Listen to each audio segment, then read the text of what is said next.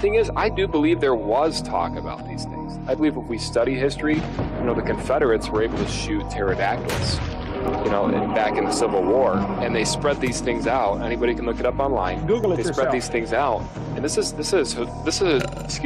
a historical fact.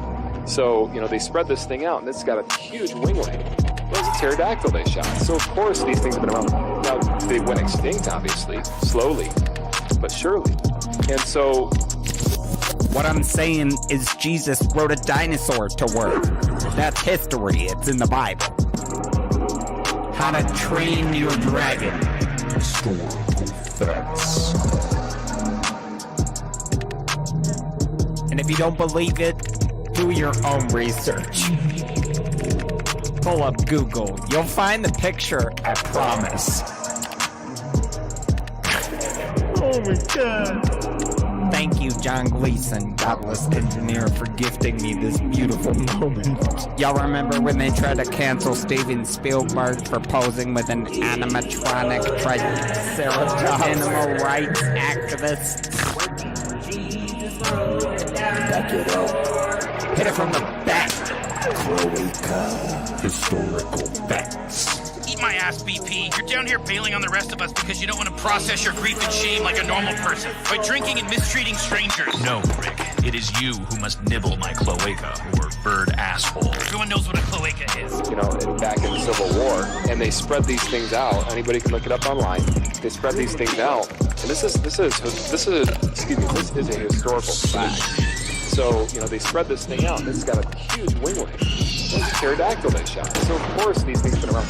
Now, they went extinct, obviously, slowly, but surely. And so... Paul Bunyan was sharing some Funyuns with his pet velociraptor. Whoa. Oh, you thought it was an ox? Roll back the clock. Let me knock the socks off. Historical facts. I didn't cut out. You heard me. Are you a pervert or something? Okay.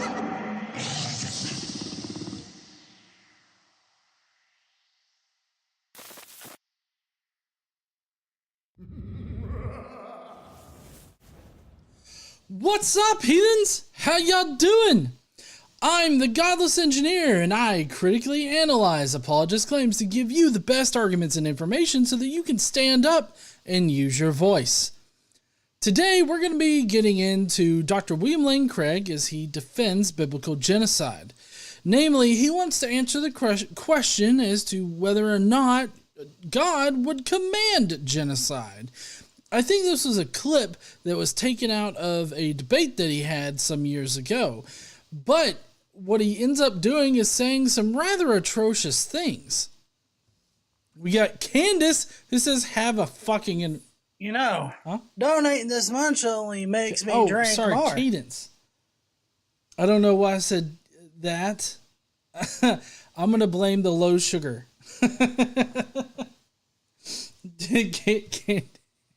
Yes, I'm sorry. It was a mistake. Cadence says, have a fucking interruption. Like I said, I'm going to blame the low sugar that I got battling right now. But anyways, Dr. William Lane Craig is going to be defending biblical genocide tonight. And like I said, he's going to end up saying some really horrible shit.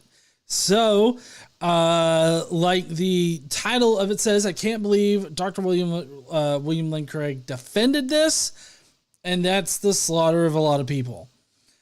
Daniel M says, David says good night, and he wants to let you know that he got his library card today. Also, his cast is off. Donating this much only makes me drink more.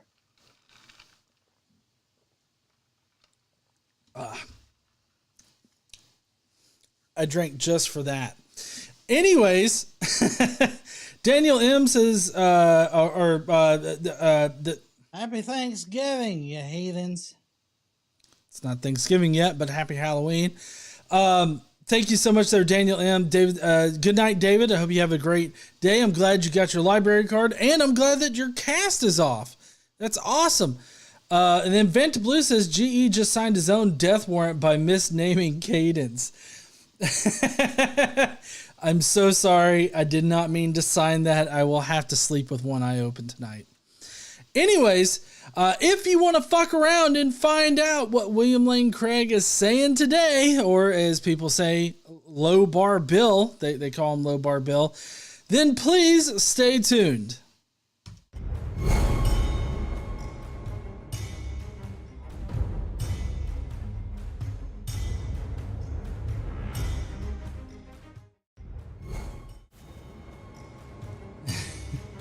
Thank you, Cadence, for sending in a member chat saying stabby. Thank you so much there, Cadence. So glad that you were that you're still a member after me misnaming you. Anyways, so if you guys don't know, here on the channel every month, what we do is we will support a charity. Last month, we supported it was a suicide prevention organization. I think it was it's the American Suicide Prevention, or I can't remember exactly. I know it was AFS, I think is probably what it was. American Foundation for Suicide Prevention, maybe. But anyways, last month we did that. This month we are doing World Central Kitchen, and what they do is they will provide food to disaster prone, or not disaster prone areas, but disaster affected areas. But also they provide food just in general for whoever needs food. And we were inspired to do that because they were going down to Florida to help the affected areas after Ian. So we're helping them out this month. Johnny Rapine says, "Sleep with one eye open, gripping your pillow tight." That I'm on the will do that. highway to hell. I have to say that's one of my favorite alerts, and it doesn't get played enough. Me singing, or well, Josephus singing "Highway to Hell." But anyways, if all of the super chats that we're getting in tonight are obviously a portion of them are going to be going towards the World Central Kitchen charity. Also this month, though, a portion of all revenue that we make here on Godless Engineer will be going towards that. And so if you want to become a member, that'll help us out with the donating to the charity. Send a super chat or just watch our videos. That also helps out.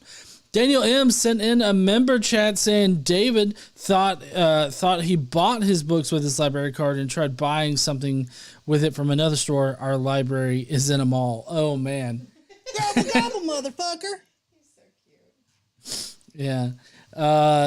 That's cute. 1 second. I gotta refresh something.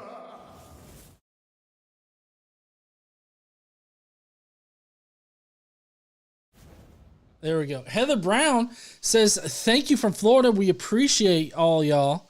Thank you so much there, Heather Brown, for doing a super chat. And I'm sorry that you seem to be in a disaster affected area. Also, you're in the same state as DeSantis, and nobody wants to be in that state. I know I don't. Although, I mean, he did look fabulous in those white boots. I gotta tell you, like that was a fashion statement. Those white boots he had on while he was out perusing all the devastation from Ian. Also, if you guys didn't watch, he had a good performance on a debate, and that was interesting to watch. The most interesting thing out of that entire debate was the audience interaction. Weird is another way to describe it, because every time DeSantis said something, he either got booed or the dipshits in the crowd cheered for it. Is in a positive way. There was some cheering when DeSantis was like talking about good things that Biden or Charlie Crist had done. And so they were like, yeah, woo! And, but, you know, most of the time it was very negative towards DeSantis on stage. So anyways, we will be having a little bit of a truncated stream tonight. We got Gary White with a super chat. Gary says, I finally got my chance to catch a live stream tonight, so take my money. Thank you so much there, Gary. I appreciate you. Oh. You know, donating this much only makes me drink more. So if y'all don't know, one of the benefits about being a member on the channel, or wait, no, hold on. It's not being a member. Well, one of the benefits of being a member on the channel is you get like the nice little, you see the little super chat message with all the star circle thingies. You get that. But also, Happy Thanksgiving, you heathens. I was going to say that you can actually curse in the super chats, but that's not true. That only works for moderators. Moderators can do super chats with curse words in them. Lisa for Truth says, which I should highlight on the screen, says, vote, people! I agree. Everybody needs to get out and vote. I don't really necessarily care who you vote for, although if you vote for Republicans, you're voting for a lot of fascistic policies. Is that a word? Fascistic? Yeah, fascistic policies. Fascist policies. There we go. That sounds better. I'm getting my sugar's getting back up to normal, so maybe I'll be normal here in a minute. Yeah, I'm at 70 right now. Normal sugar levels are between like 70. Well, for diabetics, it's between about 70 and like maybe 150 or so. So hopefully I'll get fine soon. But anyways, so we're gonna have a truncated stream tonight. I don't have any comments ready for us to really review or anything like that. And Procephus is already in bed, tucked away with his blankets and everything. So I think that what we're probably going to do tonight is just go over the video and go over the Skeptic Mafia comments. And that's primarily because of, you know, fucking sugar. Daniel M says, fuck yeah, here's just swearing like a fucking sailor. 2 Timothy, what the fuck ever, shut the fuck up. Yes, Daniel. Fuck yeah, here's the swearing like a sailor. I agree. Fuck yeah. Personally, I feel like YouTube should allow the super chats to say at least like common curse words like fuck, shit, that kind of thing. I think that should be allowed, but you know, I don't get a say on the platform. Anyways, so what we're going to do is we're going to go on ahead and transition right into the video. This is very abnormal, and it's only due to my present, I guess, health condition and me being extremely tired and being wiped out from sugar dropping and then having to fight to get it back up. So it's very abnormal, but we are going to be going directly into Dr. William Lane Craig tonight, or as people lovingly call him, Low Bar Bill. And we're going to be discussing what he's saying over there, because it is about a 10-minute video. So we got Elizabeth Richardson who says, I have to censor myself like a effing peasant. A small portion of this donation went to beer. Okay, apparently Elizabeth, you just became a mod, so you can be a fucking peasant instead of an effing peasant, I guess. Just a little bit of money. And then Heather Brown did a donation. Thank you so much there, Heather. I appreciate you so much. Currently on the channel, maybe this might be interesting for y'all. Currently on the channel, I'm working on one of the most heavily cited videos I've ever done. And I normally try to just provide some citations like in the description, or tell you where that you can find stuff if you're interested, and just give you the information. But it's I don't know what y'all have heard, but donating is not going to make me stop. Fuck me in the asshole. There you go. Elizabeth Richardson says, "Fuck yeah!" And then Vanta Blue says, "Censorship can fuck off." All right. So I've got a video in the works. Just a little bit of money. I got a video in the works. That's one of my most cited videos that I've ever done personally. So that'll take me a little bit of time. I'm about halfway through scripting it, so I got to get that done. I do have some director's cuts that I have planned to edit up and put out from last year, around this time last year. And then, I do have some videos that I definitely want to record responses to. I just didn't get to them today. And so that'll probably be a little ways out. But in any case, y'all ready to get to Dr. William Lane Craig? I know that everybody is just so excited to listen to Dr. William Lane Craig or Low Bar Bill describe why genocide is okay, or at least why it's okay that God commanded genocide. And so we're going to get an extra special thing from him. All right.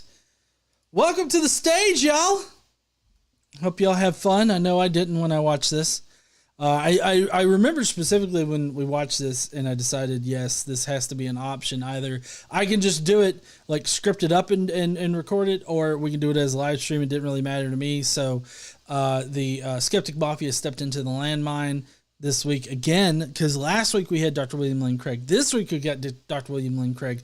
I wonder when you guys are going to quit picking Dr. William Lane Craig. Hopefully soon. Casey says hopefully soon. She's tired of this bullshit. But anyways, while both Casey and I were listening to it, my jaw dropped, like literally dropped, like about as much as it did when Mike Winger said that if God tells you to kill somebody, you should, like a little bit more than that. So or right around about the same as that. So we're about to get into this. This is William Lane Craig answering the question, did God command genocide in the Bible? Let's see what he has to say.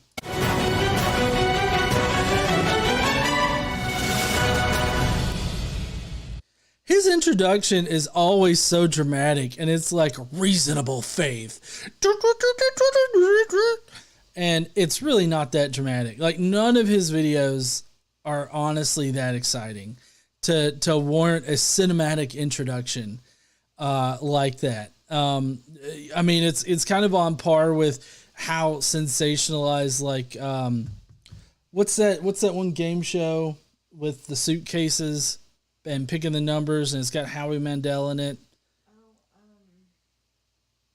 Damn it, you asked me too fast. I asked you too fast? Yeah. Deal or No Deal? Yeah. That's what it is. Deal or No Deal. It kind of reminds me of that kind of shit.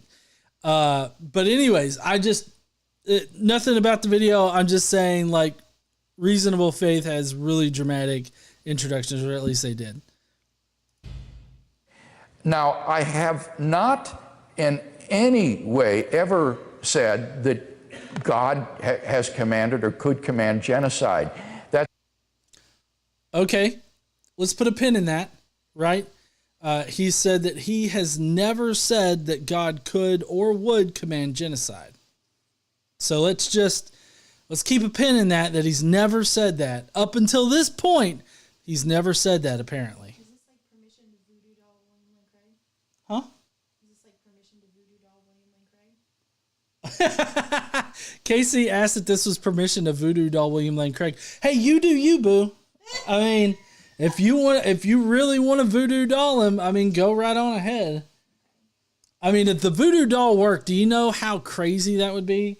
Like, I could just see atheists like doing the voodoo doll and having, I don't know, doing really illicit things with his hands to his own body or something. I don't know.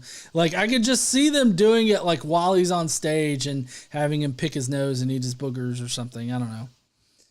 Anyways. It's an unsympathetic misrepresentation of what I said. What I was dealing with are these narratives in the Hebrew Bible concerning God's commands to Israel to go into the land of Canaan, or the modern-day land of Palestine, and to drive out the Canaanite clans or tribes that were inhabiting the land.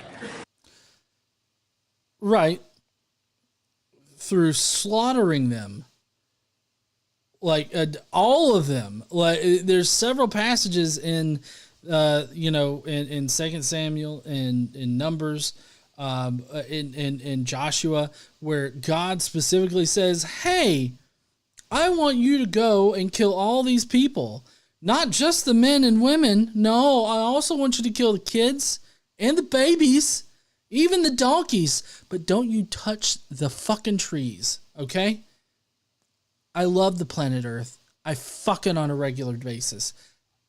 Don't shave the bush. God likes a bushy earth.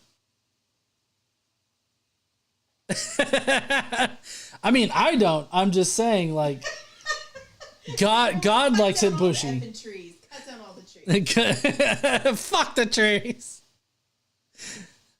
And in the Hebrew Bible, God commands Israelites to go in there and to slaughter any of the Canaanites that oppose them, whether man, woman, or child. They are to be exterminated. Now, anybody...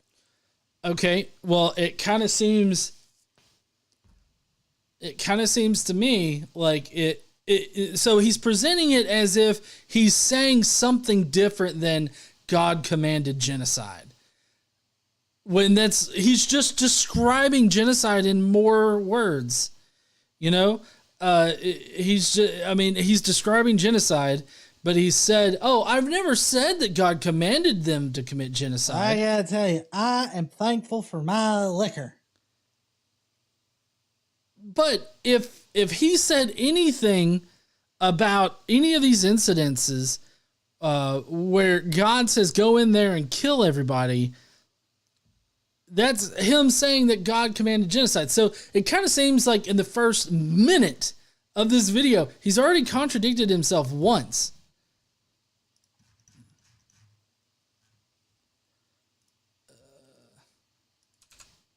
We got Daniel M over there with a super chat. Daniel M says, David was singing, I'm on the highway to hell. And then he's saying, I'm on the highway to McDonald's.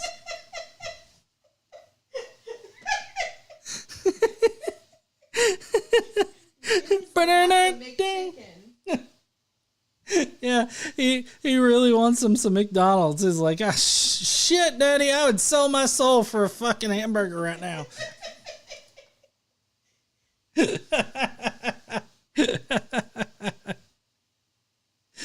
Who takes the Bible to be historical has got to wrestle with these difficult texts. The question is, how could a God who is all loving, all good, and all holy issue such commands?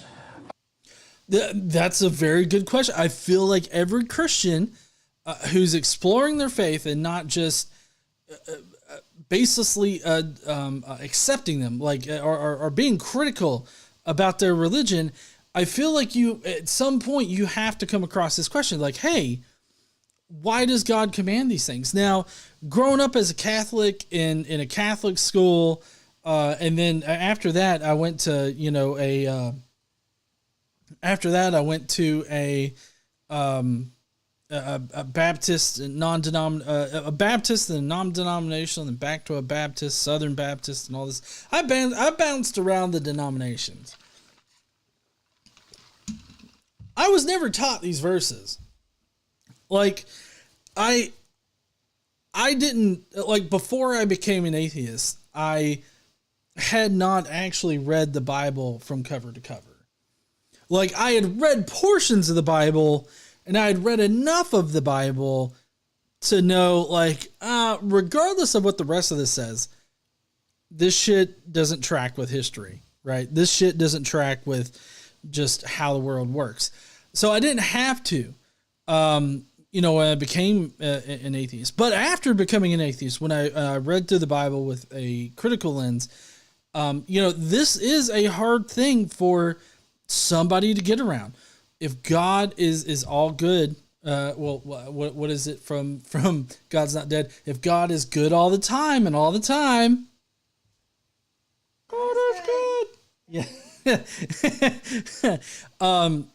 God is good. Then you have to have some kind of apologetic or some kind of rationalization for why God would command killing children, women, even the livestock, for a whole group of people. You have to come up, like, you have to be able to rationalize that in some way.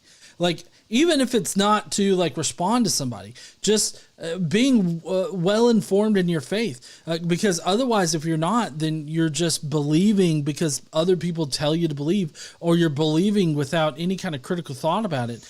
And I don't think that anybody should believe something without critical thought. And why would he do so? Is there some kind of internal inconsistency here? And what I argued was that when you look into these in the context of the narrative, you find that God held his people Israel in Egypt for 400 years before bringing them into the land of Canaan, because he said the iniquity of the Canaanites is not yet complete. These people were not yet so debauched, so reprobate, that God would judge them. And so he held his people in abeyance until the iniquity of these Canaanite tribes was so pronounced, they were so vile and so evil, that God finally used Israel as his means of bringing judgment upon these tribes. Okay. Maybe you should quit drinking all that beer, G.E. Gary White says, no, not the livestock. No. Yes, the livestock. So the weird thing here is taking everything that William Lane Craig said. For one thing, the Israelites were Canaanites. We know this for a fact. So the practices of the Canaanites were pretty similar to the practices of the Israelites. Like, the Israelites practice some forms, like I think Dr. Josh had said, like 3 forms of child sacrifice or human sacrifice in general. And so, like, all of the things that the Canaanites were doing, the Israelites were doing too. It's just that the Israelites were doing it to, praise Yahweh. And so the Canaanites weren't. And so that is what the distinction is in the Old Testament. If you go back and you look in the Old Testament, you will see that the only reason why God judged them was because they weren't worshiping him. Now, it's kind of interesting that William Lane Craig paints this 400-year time span that he held the Israelites back and waited, because apparently it took 400 years for the Canaanites to fully submerge themselves into all these evil practices, which, I mean, it isn't even true that's why that God was waiting for it. But in that time, God had given the Israelites over to the Egyptians, at least as far as the Bible, like in the view of the Bible, how the Bible talks about this time period is that God had given the Israelites over to the Egyptians, and the Egyptians owned them as slaves, right? And then there's the whole Exodus thing. And so the 400 years is 400 years where the Israelites were supposedly slaves to the Egyptians. And then God, saves them from the Egyptians with Moses. And God will continue throughout the Old Testament to use that as the one gotcha. It's like, do you not remember that I'm the one that freed you from slavery? God is the one that knocks, motherfuckers.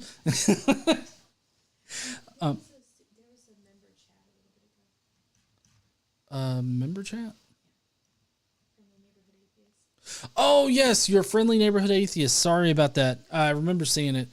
Friendly neighborhood atheist says, I get to finalize the adoption of my son on Monday. It's fitting that it's happening on Halloween, since an atheist adopting a kid is terrifying to a lot of Christians. Hey, I mean, that's no joke. I mean, KC and I, we wouldn't really have too much of an option to adopt here in Alabama, because All of the private adoption agencies here are Christian and require you to be Christian as well. And then the children that are given over to the state for adoption, for some reason, the state allows the parents to dictate what religion the parents are that the child goes to. And most of the time, with us being in Alabama, the families want children going to Christian families. So there's really no point in us even applying for to like adopt a child, because there's just not going to be any children for us to adopt, apparently. But in any case, I'm so glad that you get to finalize the adoption of your son. That's so awesome. It's awesome that it's happening on Halloween and everything like that. So congratulations there, your friendly neighborhood atheist. That's awesome. But anyways, so God has the Israelites in slavery, right? And so the only way for God to get the Israelites out of slavery, it seems, like the final, like the linchpin in it all, the thing that actually sets them free is what? It's not the boils, it's not the crickets, it's not the frogs, it's not the bloody river, it's none of that. None of that persuades the king, or the Pharaoh, sorry, not king, but Pharaoh. What persuades Pharaoh? God has the Holy Spirit sweep throughout Egypt and kill all the firstborn children. So God has to kill children in order to free the Israelites from slavery. Just think about this. God is supposedly all powerful. He created everything, using his Jesus butt gun. And Jesus, God used Jesus to create everything. So I just imagined him using him like a shotgun, and he's just like, trees, whales. What's a butt gun? Like he flips Jesus around and he uses his legs, and that's the little thing you hold on to. And his butthole is the barrel? His butthole's the barrel. Weird. Anyways, the only way that this all-powerful deity can free his people is by killing children. This should cause anybody to question this shit that is being presented to them. This just does not track whatsoever.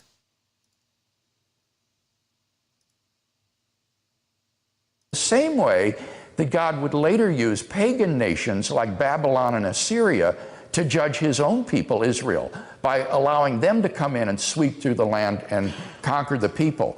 So that this represented God's judgment upon these Canaanite tribes. And when you read the ancient non-biblical literature about these tribes, this was a culture that was incredibly evil. Clay Jones has written an article on this in Philosophia Christi, in which he looks at some of these ancient texts. And the sort of the bestiality and human sacrifice and the mockery of God that characterized this culture. How do you... how do you really set all of that on the same pedestal there as just being horrible? Because he's like, can you just imagine it? People are going everywhere in the streets. They're fucking their dogs and cats and cattle, and then they're sacrificing their children, and then they're mocking God about it. Like, one of these things is not like the other. But in any case, he's talking about how horrible these societies were, like the Canaanites were. But you see, the problem is that we don't really have good information on how horrible these people were. So, I mean, I don't know if I don't know what particular study he's talking about. I don't know if this is done by some kind of religious fundamentalist or anything like that. But regardless of that, let's just assume that the Canaanites were shit people, because at this time societies were kind of shit. They did not value life. They regularly did things that, like all of the societies at this time, they regularly did things that would horrify us now in modern society. but see, the thing is that the Israelites weren't different. Like, the Israelites practiced child sacrifice. There's Jephthah's daughter. I don't know if y'all know this lovely story. It's a heartwarming story of a father and daughter. Well, you see, Jephthah promised God that he would sacrifice whatever ran out of his home first when he got back after defeating all of God's enemies. And so God's like, you know what? I'll take the over-under on that. And so God makes a deal with him. I guess they shake dicks or something. I don't know. And so when Jephthah... When Jephthah gets back and, he's defeated all of God's enemies or defeated all the enemies of the Israelites, what in the fuck ever, the first thing that runs out of Jephthah's house is his daughter. And so, like, Jephthah has to sacrifice his daughter, like, as a burnt offering. And crazy as it is, the Bible has the daughter telling the father, you can't go back on your word. You gotta burn me. I mean, I don't know who would say that other than some kind of emotionally broken down and abused person, right? Saying that. Just the entire situation is bad. I mean, of course, the daughter sort of bargains with Jephthah. It's like, hey, just give me like a month or something like that. And she goes and she plays in the field. And then she comes back to get, burnt to a crisp. What? You're funny. I just laughed at you. Okay. So there is child sacrifice that happens. There's, if you think about Sodom and Gomorrah, right?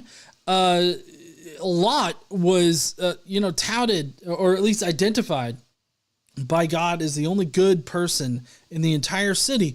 But that motherfucker gave up his 2 daughters to a crowd, or at least offered them to the crowd to rape to death instead of raping the angels. He gave them up quick. I mean, can you imagine answering the door and seeing a crazed group of people be like, hey, we want to fuck them angels. Get them out of here. Get them out here. And then, immediately Lot, the father's like, oh, well, you can't have them, but you can, totally fuck to death my daughters here. Can you imagine, like, the daughters are like, Dad, what the fuck? Shit. That went from 0 to fuck my daughters to death really quick. And so, there's that instance of it. I mean, if you just think about what he's claiming about the Canaanites, which we don't have good information to solidly say that they were partaking in all this bad shit that the religious propaganda of the Israelites was saying that they were doing. But even if they were, the Israelites were also taking part in some really heinous shit, really bad shit. And so it's not really the behavior.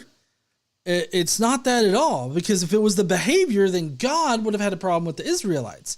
Since it's not a problem with behavior, then what is the problem? They're not worshiping God. That's the only thing that matters.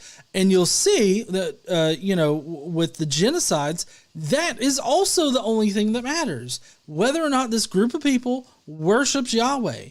If they do, then they're Israelites, or they're inducted into the Israelite group or whatever, and they're fine.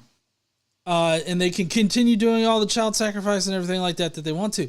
But if they resist or they don't worship Yahweh, then they're utterly destroyed.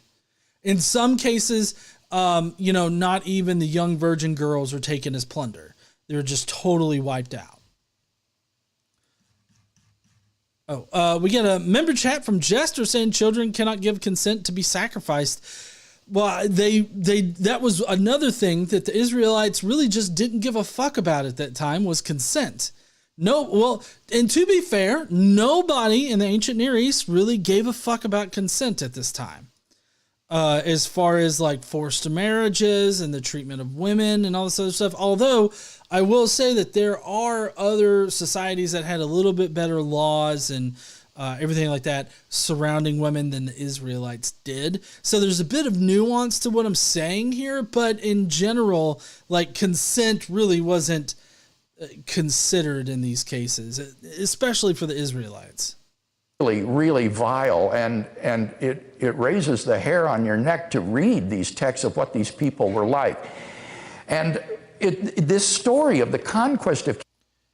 Well, sorry, I just got to stop right there.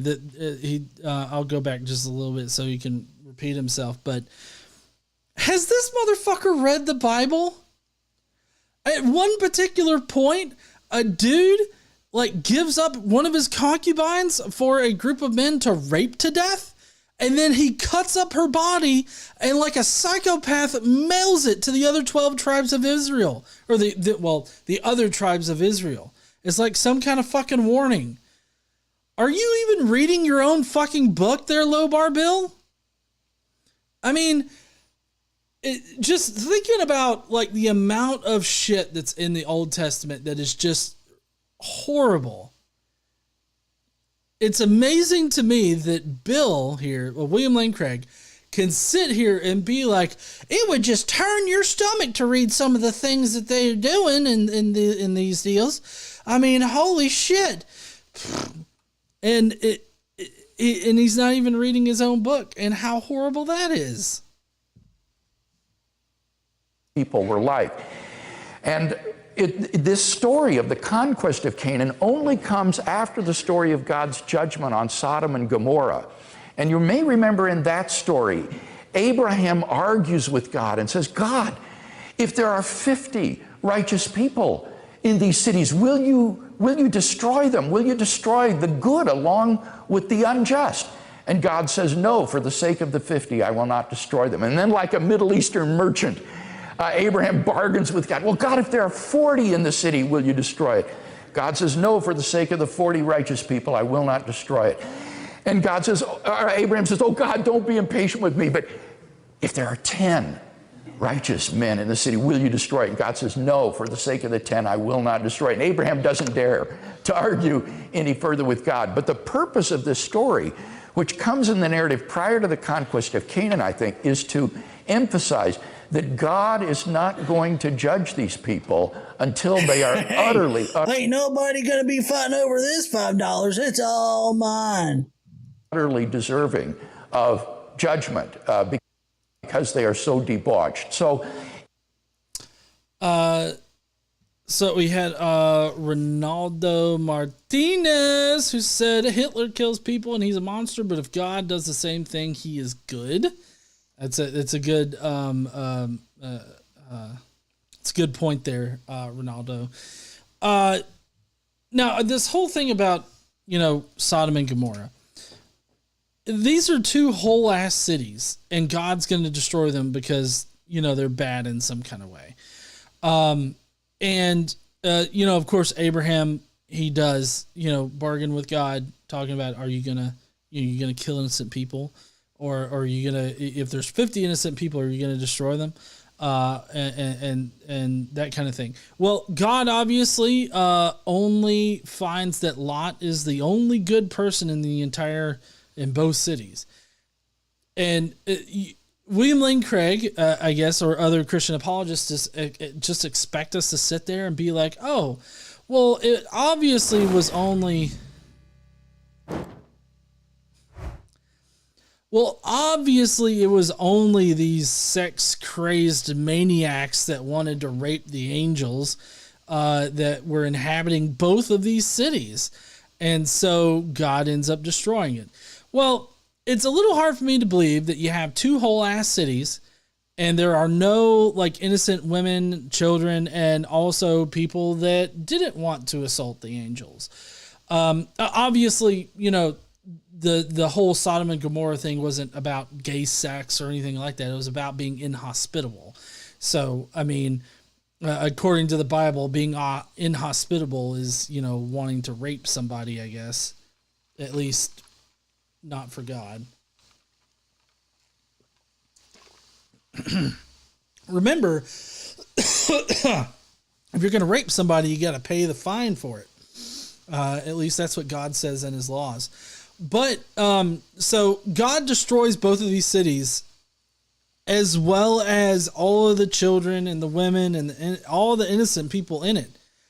because it's not like every single person was at Lot's doorstep, right? That's ridiculous. So God destroys everything. This is not the kind of flex that I think that Dr. William Lane Craig thinks it is, because it's still God just senselessly killing an entire group of people. No matter what kind of bullshit thing that, you know, the Bible can come up with to paint these cities as bad, but it's obviously in like every other instance in the Old Testament, you have God destroying people because they're not praising God. And that's it. The story of Sodom and Gomorrah is illustrative of why God held his people for 400 years before bringing them into the land. And God didn't hold, God gave them over to slavery. So it was the Egyptians that were holding them. Let's not try to like fuck around with the timeline here. I mean, it's not like God was like, I need to store these people away until the Canaanites fuck up enough for me to want to destroy them. I mean, that wasn't the situation. I mean, the Israelites, you know, the house of Judah or whatever, or Joseph. No, wait, no, it wasn't Joseph. Jacob, Israel. You know, he had 12 sons through, you know, 4 women, 2 concubines and 2 wives. You know, one man, one woman kind of marriage there. But anyways, he had 12 kids, and 11 of the kids decided to sell the one kid, Joseph, into slavery. And Joseph ended up working himself up into the hierarchy of the Egyptian Pharaoh, and the Pharaoh put him in charge of like storing grain and everything like that. And then the Israelites are like, well, fuck, we're kind of fucked with this whole drought and this era of you know, not having enough food and everything like that. So we're going to have to sell our slaves and ourselves into slavery. This was like this was like getting back at the Israelites for selling Joseph into slavery. It wasn't like God was like, now listen, I can't send y'all into the motherland yet because the Canaanites might still turn around. Never mind me being omniscient and everything like that. Let's not even worry about that right now. They might still turn around. So I'm going to have to store y'all away as slaves for 400 years. Like, that's not what God was thinking. Also, if God thought that the Canaanites would just naturally turn their shit around without anybody telling them, hey, you might want to turn your shit around. I mean, he would already know that, right? Like, it wouldn't take 400, like, he would have to wait 400 years to see that they wouldn't turn around. He would know that they won't turn around. He gives them 400 years. I mean, it's a lot like sitting there watching your kid grab a fork, get on over to the wall, and, you know, stick the fork in the socket, the electrical socket, and being like, you know, I'm just waiting to see if he realizes this is a bad idea. like, you know it's a bad idea, but you're not going to tell him it's a bad idea. You already know what's going to happen. Way to hell.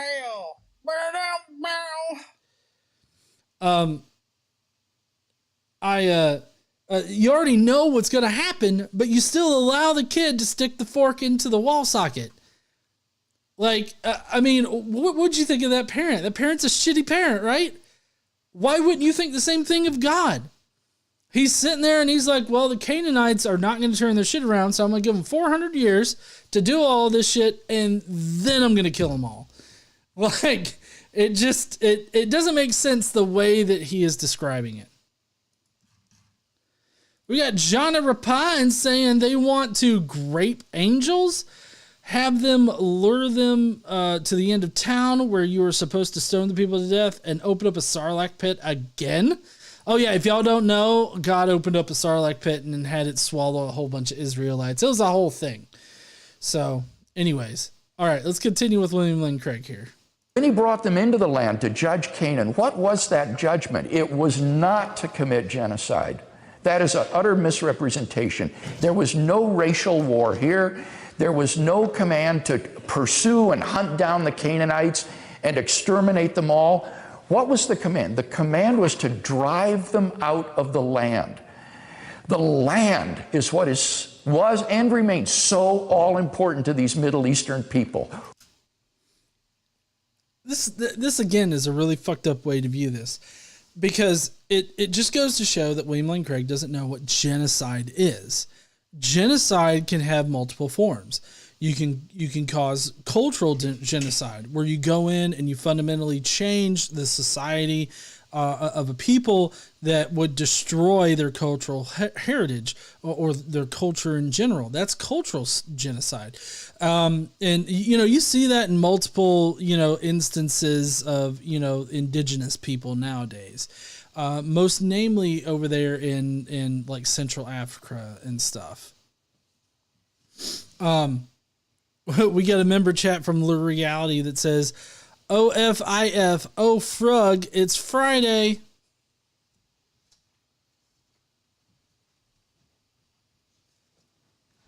And so thank you so much there, Lure Reality. I appreciate you. For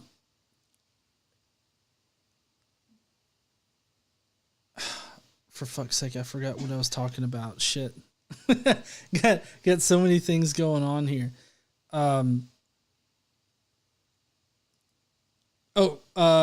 So that's cultural genocide, right?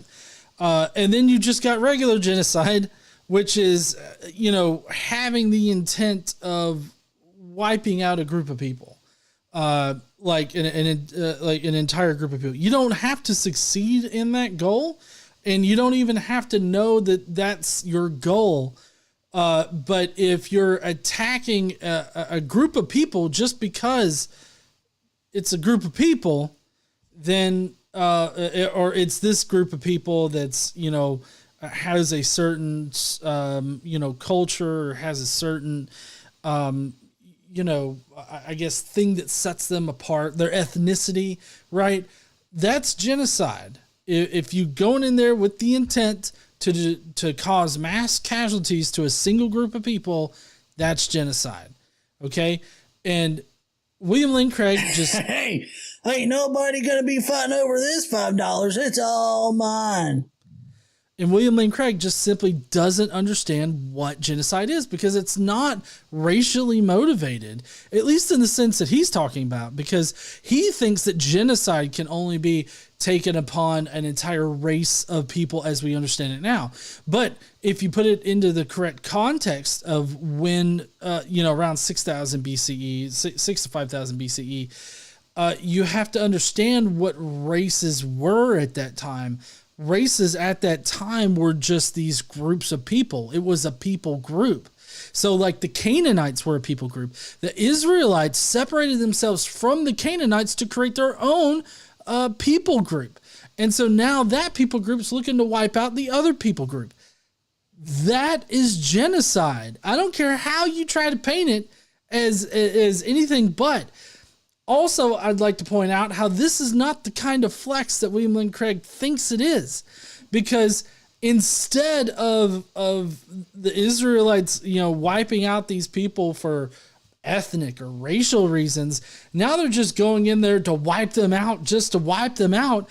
And even though they're not killing every single person, they're still killing a lot of people. So you are still faced with this problem of God commanding the slaughter of a lot of people, and a lot of innocent people at that. So we got Johnny Rapine again saying, oh, wait, sorry. It wasn't Johnny Rapine. Gary White. Are you having technical problems? The video keeps glitching. It's not glitching on my end. I don't think it is. It glitching on your end? No, it's not glitching. Maybe try refreshing there, Gary. Maybe that'll help. All right. So we've established William Lane Craig does not fucking know what genocide is. And it's painfully obvious. So all important to these Middle Eastern people. Who has the land? And what God was doing was destroying these Canaanite petty kingdoms as nation states. He was destroying these nation states, in effect, by dispossessing of them of their land. Yes, that's genocide. I mean, you keep saying that it's genocide without using the word genocide. You can describe it in all its gory details all you want to. That doesn't change the fact that it's genocide. They're destroying nation states. Sounds like fucking genocide to me. I mean, if you think about what genocide is, that's fucking genocide. And then he's like, they're just worried about dispossessing the people of the land.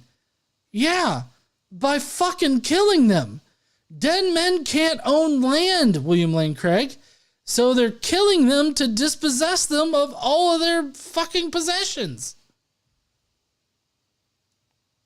And bringing in the Israelites and giving the land over to Israel as the land of Israel, the promised land. And if these Canaanites... I also like how they play up this whole promised land thing. Like, oh, God promised this land to the Israelites, so y'all gotta fucking die. And the Canaanites are like, wait, what? Like, we didn't realize this was claimed. I mean, just think about what the audacity of the Israelite people to be like, oh, I'm sorry. And, you know, the Israelite king or whoever bends down, licks the ground, gets back up with dirt on his face. And he's like, sorry, we called it. I licked it. It's mine. God said so. Gobble, gobble, motherfucker. Huh? Yeah. Olivia Williams says, seems Craig needs to get a refund on his Philosophy 101 class. Yeah, I don't know if they'd provide a refund for that, but, you know,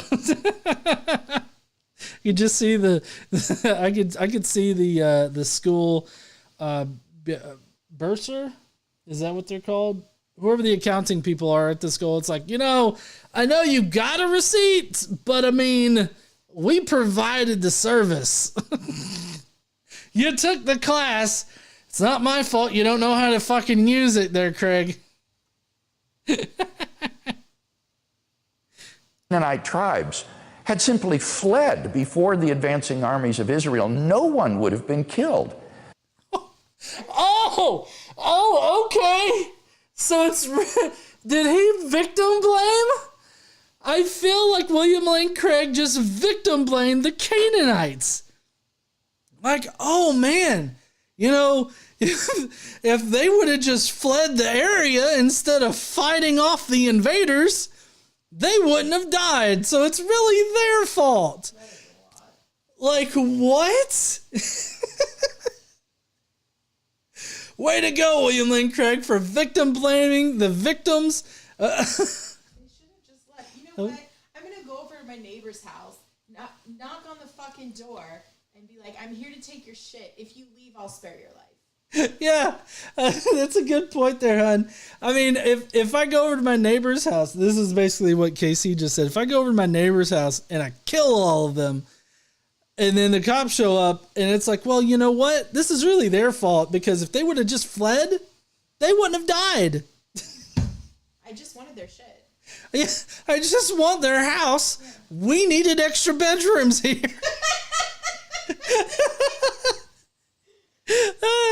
Oh, man. Anyways, this is horrible, by the way. I don't mean to make this off to make light of the situation of William Lane Craig victim blamings, genocide victims. Our house is better than their house anyway. Oh, our house is better than our neighbors, so we wouldn't. Don't worry, bud. Next door, we won't come and take your house.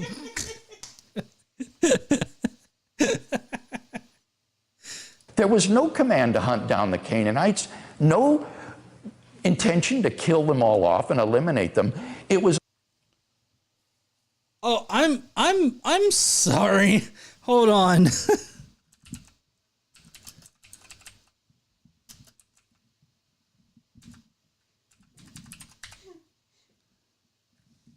See, Canaanite genocide Bible verse.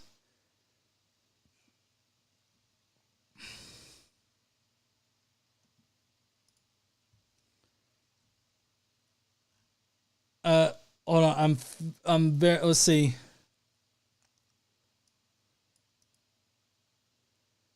All right, so we got Deuteronomy 7, 1 through 2. Hold on, I feel like it's very important.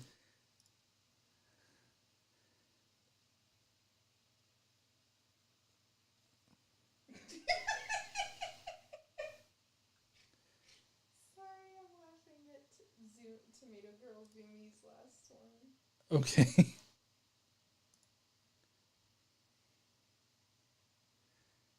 Okay, hold on. Let me no, wrong one.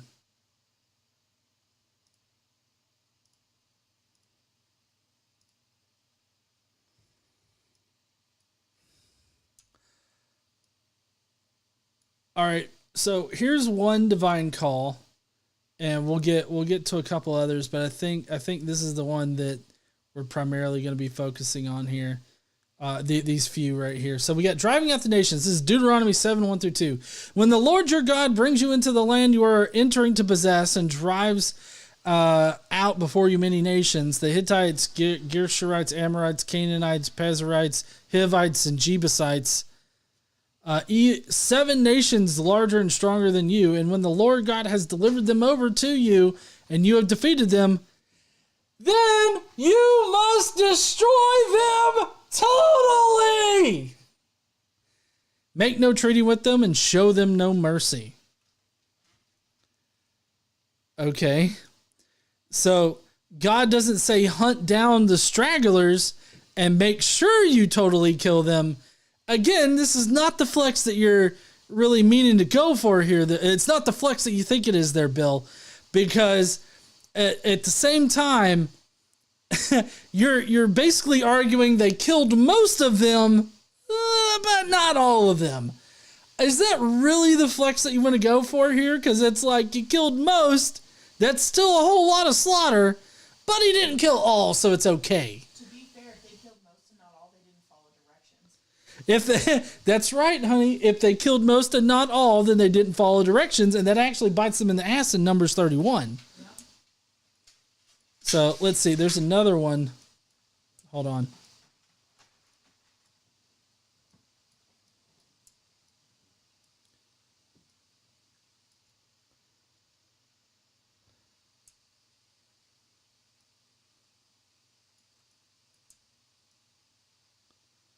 Deuteronomy 20. Let's see what this says. I gotta tell you, I am thankful for my liquor. Deuteronomy 20:16 through 18. It says, however, in the cities of the nations of the Lord your God is giving you as an inheritance, do not leave alive anything that breathes. Completely destroy them. The Hittites, Amorites, Canaanites, Perizzites, Hivites, Jebusites, as the Lord God has commanded you. Otherwise, they will teach you to follow all the detestable things they do in worshiping their gods, and you will sin against the Lord your God. So now, here's one thing that does say all the detestable things they do in worshiping their gods. But see, here's the thing. The Hebrew Bible, the Old Testament, is a propaganda book. It's meant...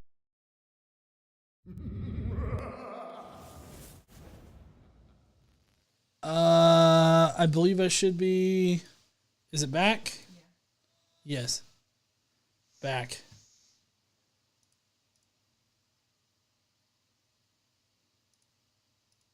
Yeah, okay, there we go.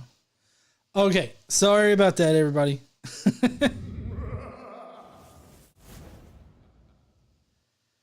Let me get back over here to the web thingy.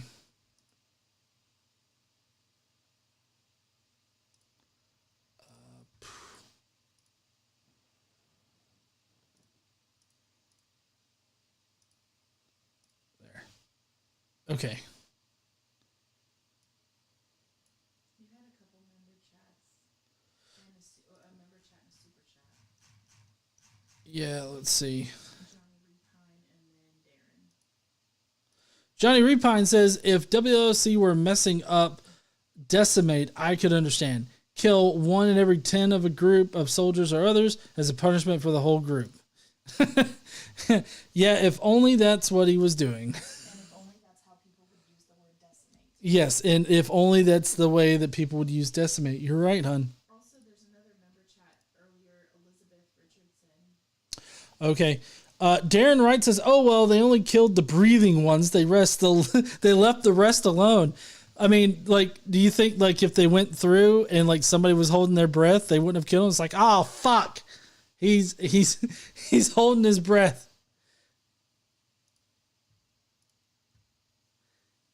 And then we got Elizabeth Richardson, who says the lawyers are telling you to say that you aren't going to kill your neighbors. Yes, that's exactly what the lawyers were telling me to do. Shut the fuck up, John. All right, let's see what else he's got to say. Because obviously it's wrong to say that God didn't command them to kill everybody. There's also... let's see. Let me see if I can find this Bible verse real quick.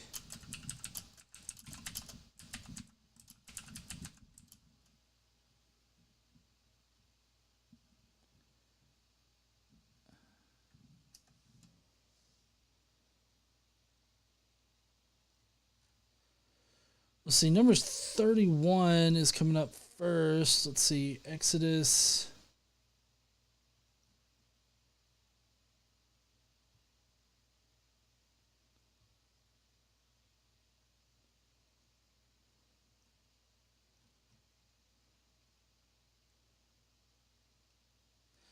I know in Samuel, in Samuel, no thanks. I don't want to hear about that. In Samuel, it also has, a list of people that they are to kill. Let me get, maybe, I don't want biblia.com.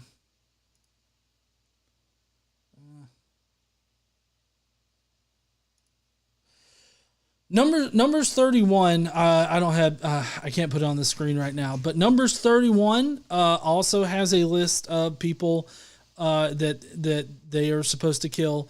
But it doesn't include the virgin girls because they want them for sex slavery. And then you've got other passages, like I think in 2 Samuel maybe, or in Joshua, where they specifically list off man and woman, female and or man and woman. Something or another, kill, young and old, just fucking kill them all. Let's see.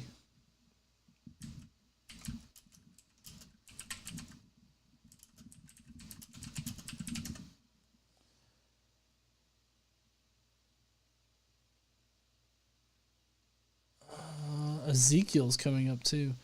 Anyways, I'm not going to spend much more time on this. The point is that there's several verses in the Old Testament where God specifically lists off who's to be killed, and it includes just fucking everybody. Only those who stayed behind to fight that would be killed. And in fact, there is nothing in the narrative to suggest that any women or children were killed. Okay. All right. I guess I do have to bring this up. I'll bring it up real quick, I guess.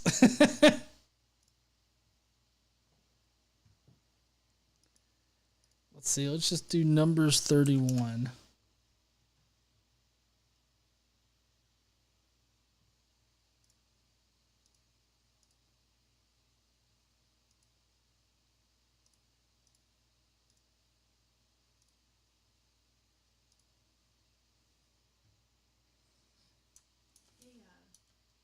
Huh? When you're done with that, Vice Rhino put a link in our little group chat. He wants you to play it on stream. It's him and lingerie, but use the last thing he posted, not the other link, so it doesn't dox him.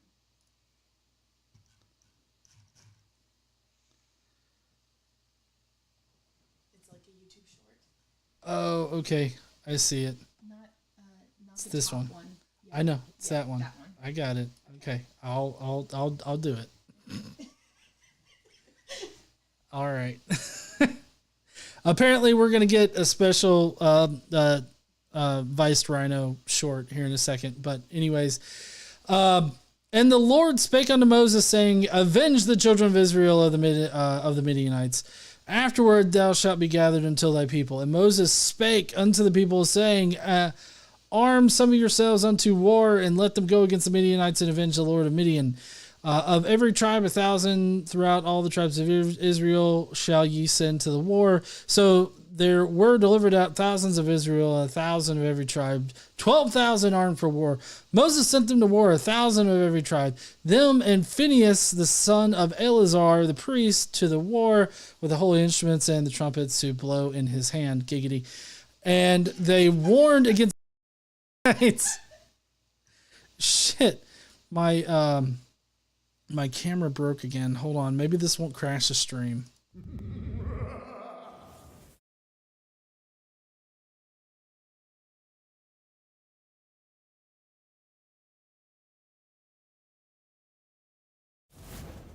Okay, we're back. Let's see. And they warred against the Midianites, and the Lord commanded Moses, and they slew all the males. And they slew the kings of Midian, besides the rest of them were slain, namely Evi and Rechem. Giggity. You know, you are a pervert. Yeah. That's right. And Zer and Hur and Reba, 5 kings of Midian, Balaam, also the son of Beor, they slew with the sword. And the children of Israel took all of the women of Midian captive, and their little ones, and took the spoil of all their cattle and all their flocks and all their goods. Oh, okay. Maybe this is what William Lane Craig's talking about. There's no way if we keep reading, we will read some heinous shit. And they burnt all their cities wherein they dwelt, and all their goodly castles with fire. And they took all the spoil and all the prey, both men and of beasts. And they brought the captives and the prey and the spoil unto Moses and Eleazar the priest, and unto the congregation of the children of Israel, unto the camp at the plains of Moab, which are by Jordan near Jericho. And Moses and Eleazar the priest and all the princes of the congregation went forth to meet them without the camp. And Moses was wroth with the officers of the host, with the captains over thousands and captains over hundreds, which came from the battle. And Moses said unto them, Have ye saved all the women alive? Behold, these caused the children of Israel through the counsel of Balaam to commit trespass against the Lord in the matter of Peor.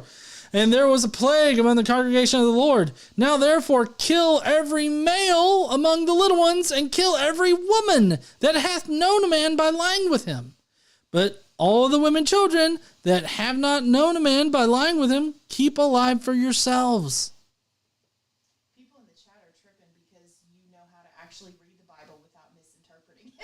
Right? And do ye abide without the camp 7 days? Whosoever hath killed any person, whoever hath touched any slain, purify both yourselves and your captives on the 3rd day and on the 7th day. I think that means dip your dick in blood, is what it means to cleanse yourself for the Lord. I mean, maybe probably also wash your butthole with blood, but who knows? Anyways, there's your misinterpretation. But so there's that, obviously. Let's see. Let me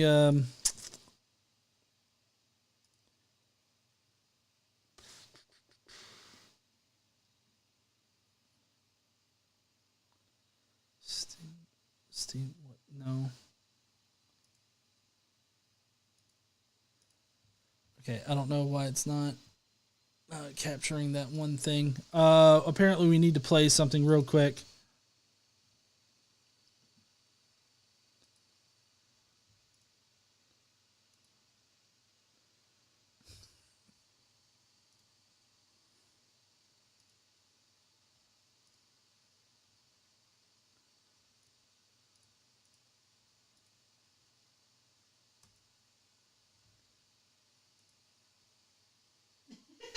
Shannon says no, you do not.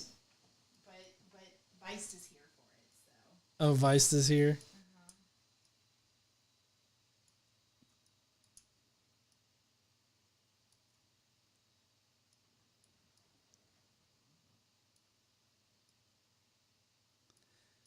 Okay, so here's a short by Vice Rhino. Let's see, we need sound for this, but also I got to go into my video sources. Chrome, add executable. Okay, there we go. Okay, let's see what Vice has for us. It says, warning, you probably don't want to see this. Glock tucked big shirt tee Billie Eilish. I don't know. I don't. Is this going to get my shit taken down? Okay. Vice is putting it in his video. Should be fine. Bitch, I'm stylish. Glock talk, big t-shirt, Billie Eilish. Watch on my wrist, but I want that diamond. Bitch, I'm stylish. Glock talk, big t-shirt, Billie Eilish. Watch on my wrist, but I want that diamond. God damn it!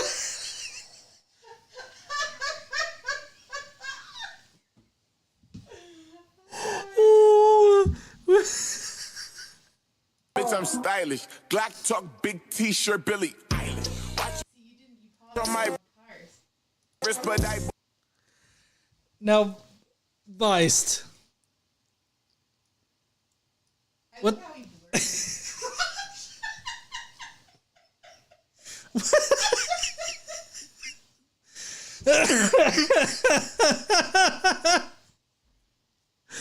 This is gonna be on the internet forever.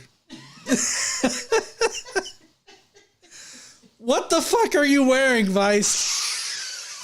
Did you think I wasn't gonna blow this up? The pumpkin spice. He's the devil that went down to Georgia?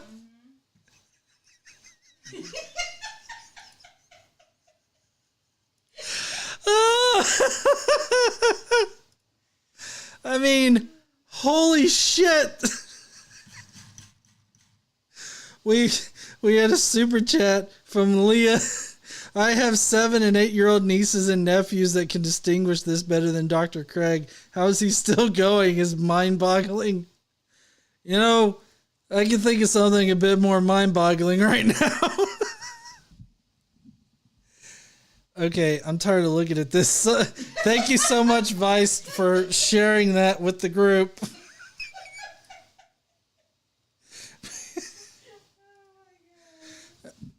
Oh, man. Shannon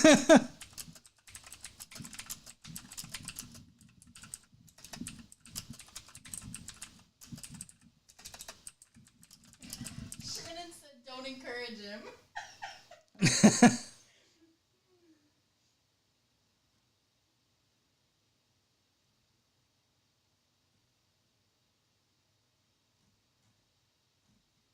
Let's see, I was trying to find. Hey, ain't nobody gonna be fighting over this $5. It's all mine. Rick. Oh, do y'all smell that candy corn? Rick says tosses dollars in the room for Vice Rhino show. Gary White says, now I cannot unsee it. Oh, yay. and Robert Brasher says, my eyes. I've come to drink beer and shit on people. Luckily, I have enough beer. Vice says you deserve some compensation for seeing that.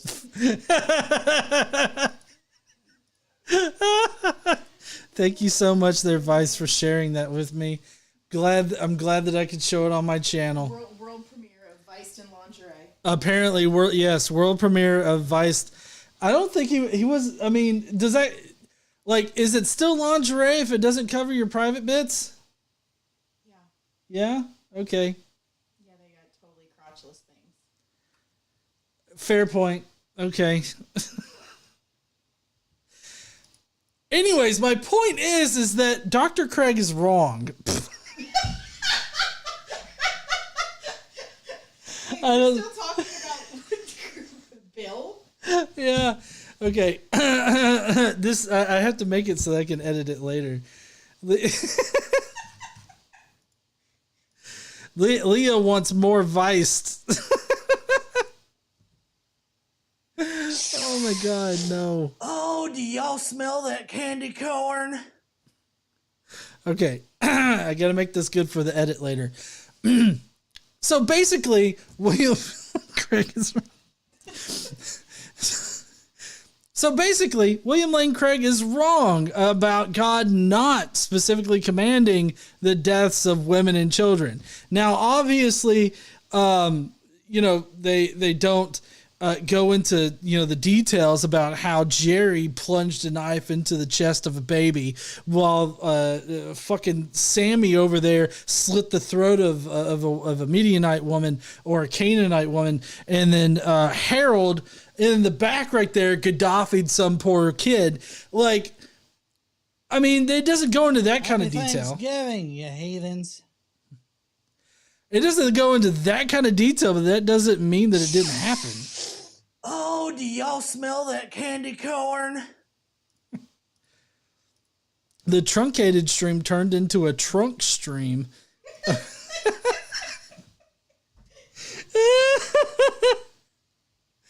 Oh man, Jester Lord of Fools says more wrong than that short even. Shit. I think we owe Vice like $5 or something. I don't know. Oh man. Anyways, let's continue with the bullshit that William Lane Craig has for us. There is no narrative whatsoever that says that anybody other than combatants were killed in this cleansing of the land. And we really don't know how many actually were killed. This was apparently a gradual sort of dispossessing of the land that these tribes occupied. No, it wasn't like, I mean, maybe the Canaanites overall, like all of the cities, it was a gradual progression of the Israelites attacking each city and driving people out, which would be just slaughtering them. But in each incursion, like the Israelites attacking the Canaanites, the command was to kill everything that breathes, slaughter them all, kill them. Like, that was the commandment. You can't, William Lane Craig is sitting there trying to gaslight us when the Bible, we can just fucking look that up and read for ourselves. We can see that God says to kill everything that breathes. And so he wants to sit there and act like, well,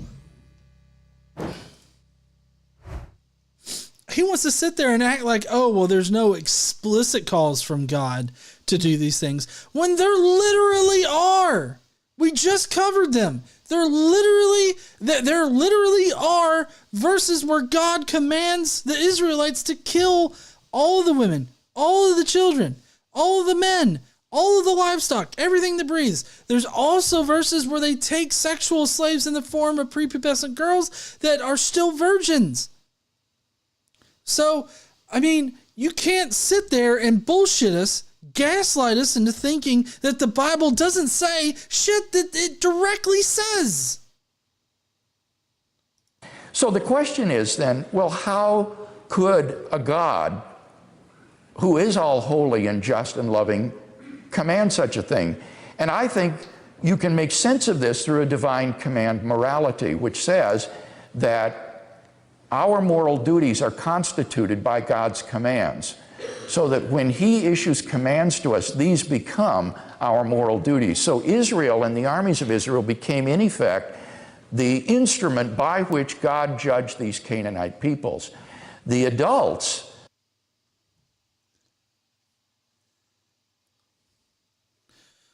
let's see. Sorry.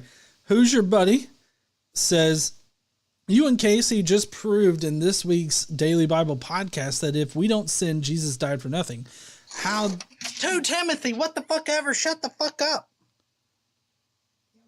Yeah, I don't know what happened, but like my eye is like fucked up or something. How's WOC supposed to get into heaven if he doesn't lie? Oh man, I like the end there. That was good. Yeah. I get like some kind of oil or some shit in my eye. Okay. All right. GE got viced in his eye. I totally blanked on what William Lane Craig just said. You can make sense of this through a divine command morality, which says that our moral duties are constituted by God's commands, so that when he issues commands to us, these become our moral duties. So Israel and the armies of Israel became, in effect, the instrument by which God judged these Canaanite peoples. Right. So the Israelites became the what was the tool that was used by God to judge these people. Well, the only judgment that he's passing is whether or not they are, worshiping God. So, I mean, this isn't about morals or morality, other than if you want to say that God's commandments are the moral commandments. But even if you look at what God's commandments are, I don't see how you can, with a modern sense of right and wrong, say that those are absolute morally good things to command people to do, especially when you have God commanding the senseless murder of innocent people as well as combatants. To which I know William Lane Craig doesn't want to admit is in there, but it is. All you have to do is read. Just fucking read. It was Deuteronomy 7, 1 through 2, and then 20, what was it? 20, this one. Deuteronomy 7, 1 through 2, Deuteronomy 20, 16 through 18. Both of those lay it out what God's commandments are, specifically for the Canaanites, but also God commands those exact same things for other people groups as well. More than what's listed in that area. The adults deserved the judgment that they received if they stayed behind. Now, the more difficult... if the adults stayed behind, they deserved the judgment of death by the Israelites. So again, victim blaming. I mean, these are people that were just casually living in their homes, and then these big dick Israelites come through and it's like, hey, and they lick the ground and it's like, we own this place now, get the fuck out. And they're like, make me. And so the Israelites are like, okay. And so they go in and they kill them. And it's the Israelites that are invading them and slaughtering them. The Canaanites already fucking live there. Again, we'll use the neighbor analogy here. If I go over to my neighbor's house and I lick their wall and it's like, this place is mine now, that's fucking crazy. Like, if our neighbor, let's call him Randall, stays in his house and I kill him, that's his fault because I killed him. Also, the lawyers want me to say, Randall, we will not go and take over your house. And I'm changing the names to protect the identities of the innocent. Anyways, my point is that it's insane to blame the person that was already living in the house for being killed just because they're in the house that they own and they live in.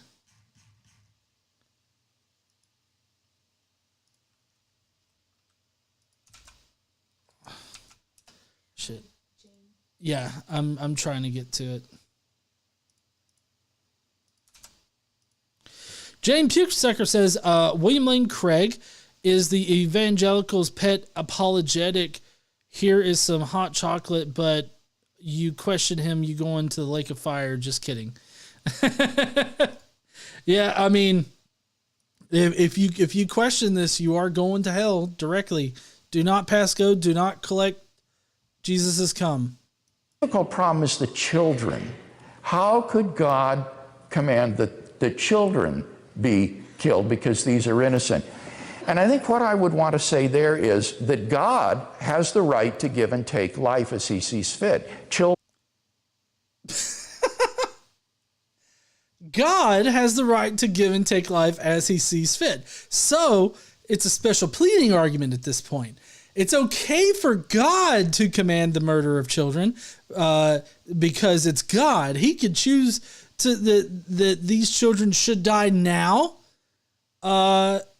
rather than later, I guess. Like, God has that ability. It's okay for God to kill these children. Now, I feel like this does play a little bit into Mike Winger's theology of, well, if in all practical purposes, if God tells you to kill somebody, then you should kill them. So, using William Lane Craig here, it's God's right to tell you to kill a child. So if God does, then you should, is kind of like the logical connection that I'm making here with what he's saying. I'm sure that he would totally say that God would not tell you to kill children. But you cannot say that because it's in the fucking Bible. His God will tell you to do that if the situation is right. If the context is right, God will do that. All right, I stopped it a little soon, so we're going to back up a little bit. Be killed because these are innocent. And all right, sorry, we got a quick super chat, though. Unrelated question from Ronaldo Martinez. It says, who is Betty Eugene Robinson? I have no idea. Happy Thanksgiving, you heathens. I turned that one on a little bit too soon, I guess. I think what I would want to say there is that God has the right to give and take life as he sees fit. Children die all the time, every day. People's lives are cut short. God is under no obligation whatsoever to prolong anyone's life another second. So he has the right to give and take life as he chooses. Moreover, if you believe, as I do, in the salvation of infants or children who die, what that meant was that the death of these children meant their salvation. They were the recipients of an infinite good as a result of their earthly phase of life being terminated. The problem is that people...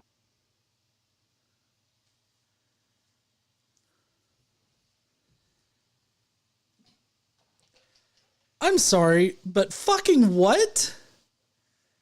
William Lane Craig just said that it was better for those infants to be killed because they get salvation. And so it was better for them to be killed, being a Canaanite, so that they will go to heaven, I guess? Like they're instantly forgiven of the shit that they haven't done or something? Like he believes that the infants killed and the children killed will... they automatically have salvation, so they get to go to heaven. Why are they against abortion then? Well, that's a good point there, honey. Why is he the fuck against abortion? Like, would it not, under this whole idea right here, would it not be better to abort every child so that they go to heaven immediately before they can ever even think about doing something wrong? Every aborted child is in heaven. Why is that not a positive thing? Under William Lane Craig. I'm not saying it's a positive thing exactly, like as far as the concept and the context that we're talking about here. But William Lane Craig thinks that it's a good thing that children die young because they immediately go to heaven. And specifically in the case of genocide in the Old Testament and the Canaanite slaughter, as well as the Midianite slaughter and all these other slaughters, all these other people that were slaughtered, it's good that all of the children were killed because they immediately went to heaven.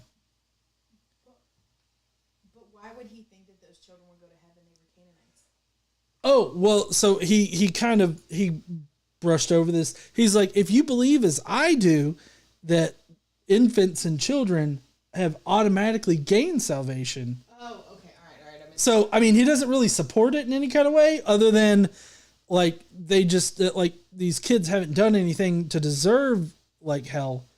So they're not going to go to hell. They're going to go to heaven. Oh, yeah, that's a good, that's a solid point because, last week we covered why Adam and Eve had to exist. And according to William Lane Craig, Adam and Eve have to have existed as historical people because then original sin couldn't have come into the world. But I guess maybe I really don't know. How does he reconcile original sin with this whole idea of infants go directly to heaven? If we're born into sin... Maybe that's what he meant by the classic version of original sin, is that is that, we're not born with sin. So infants and children don't have sin.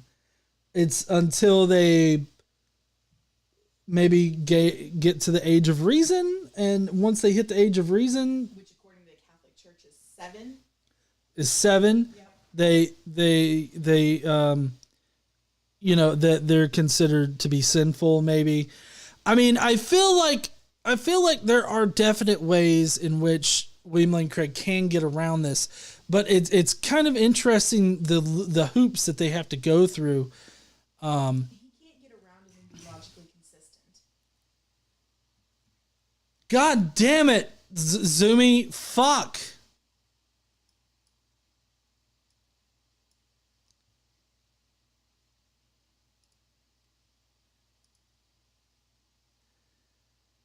Hold on, I've got to find where did this land on my desktop here? Maybe I'll put it in here. This is turning into kind of a Vice Rhino clusterfuck.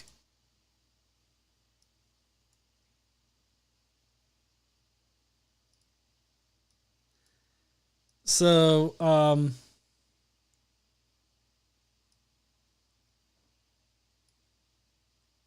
shit. Oh, wait a second. Okay, let's see, it opened up a web page is what it did.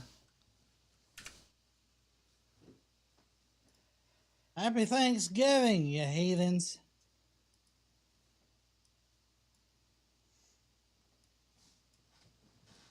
So here's an image that Zoomy did.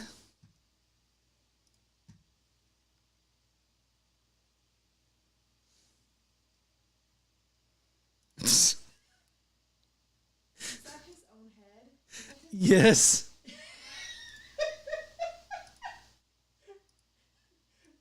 you send that to me or something? Hold on, I'll just take a screenshot here. Yeah, and then there's another one.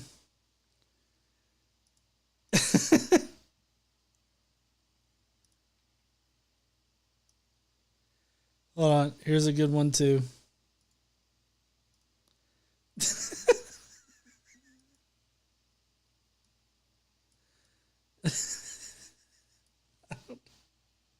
What the fuck?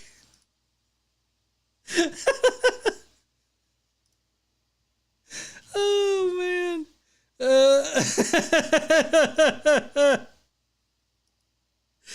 Oh, that's my eyes.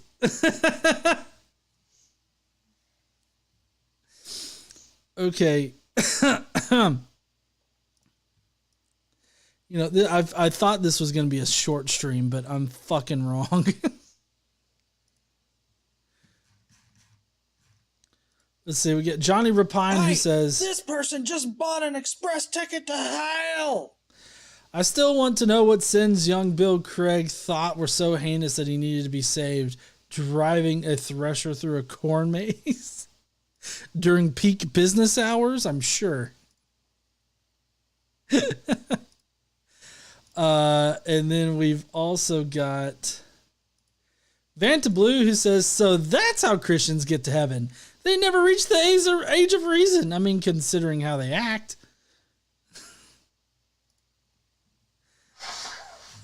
And then we got Torbjorn who says, sleepless in northern Sweden. Glad to be here.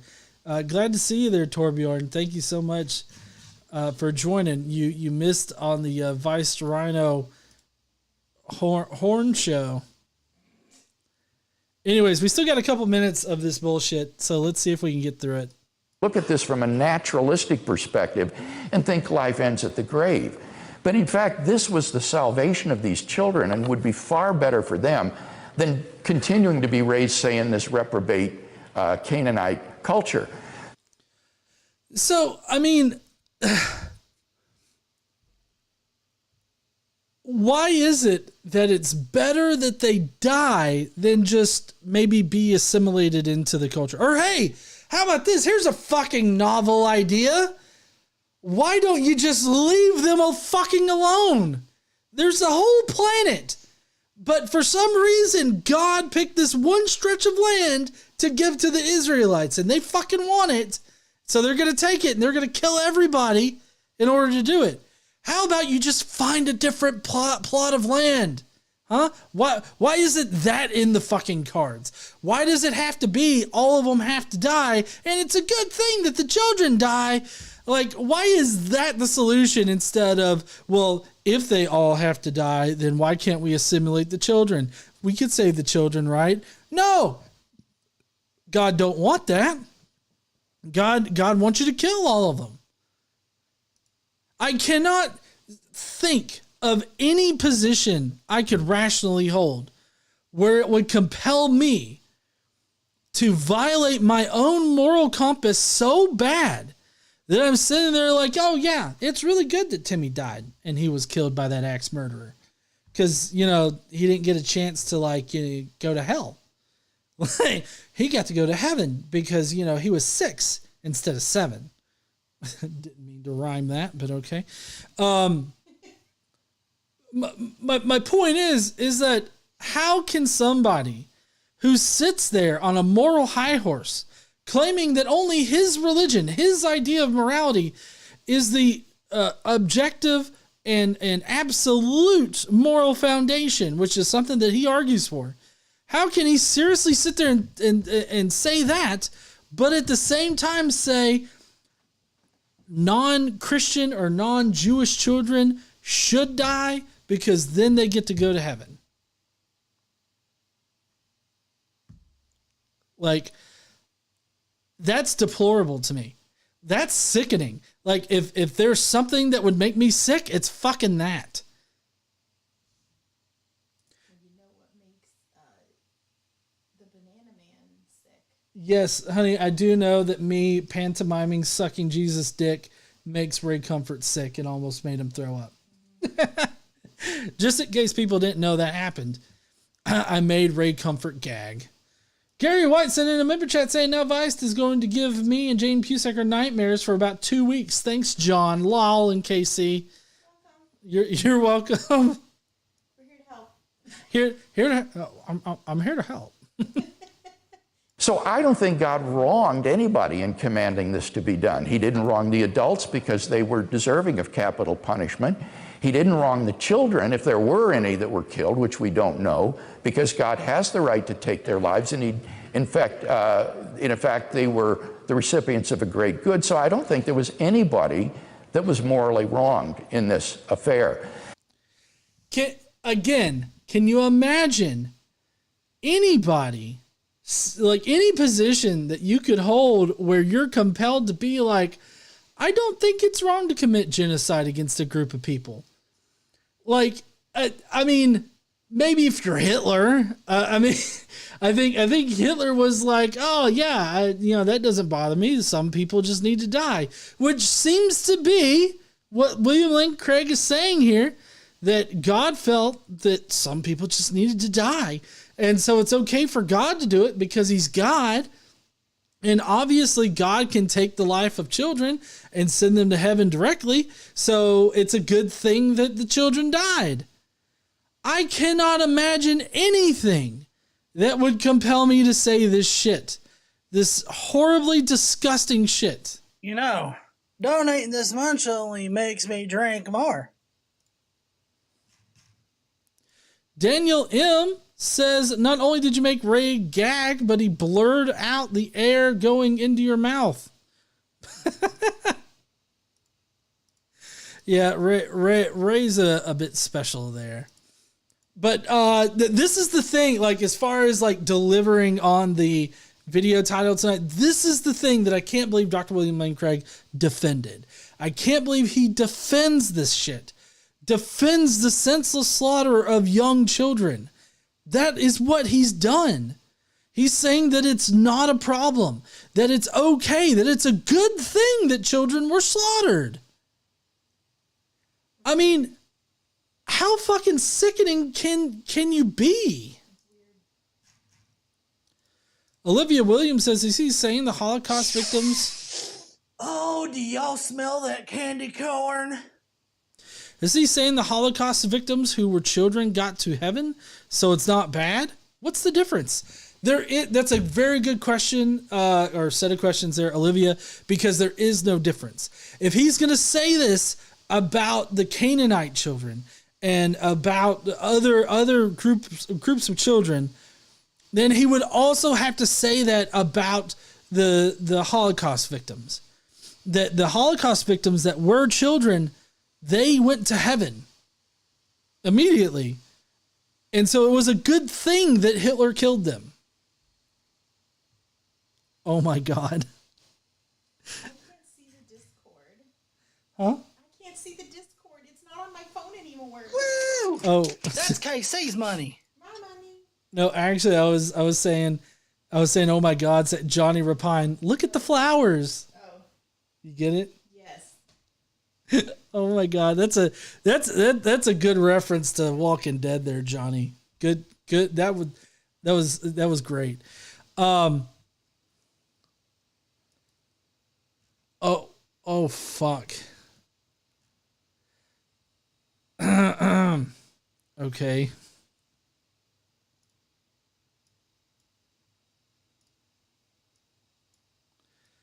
Little vice break.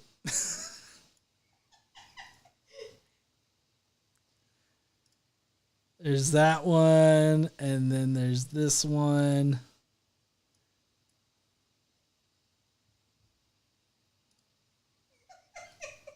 I asked for that one.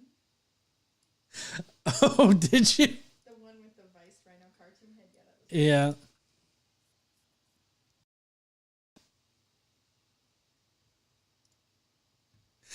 Oh my God.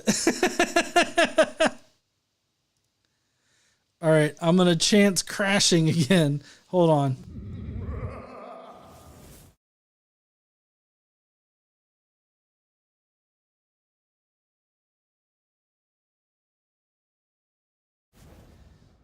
All right, this stream has been totally derailed a few times. So it seems to me that it is possible for God to do so. I think only one thing needs to be added, and that is that God had morally sufficient reasons for issuing such an extraordinary command. It needs to be understood as how extraordinary and out of the ordinary this command was. It is associated with the conquest of Canaan and the dispossession of the land and giving it to these people. And God, I think, had morally sufficient reasons for doing this because these people were due for judgment, and by issuing so harsh an object lesson to Israel, by using them as his instruments for bringing judgment in this way, he emphasized to them, as nothing else could do, how they were to be a holy people set apart for God himself, and not to follow after the pagan deities of Israel's neighbors, not to betray their faith and apostatize and follow these Canaanite gods like Baal and Molech and others.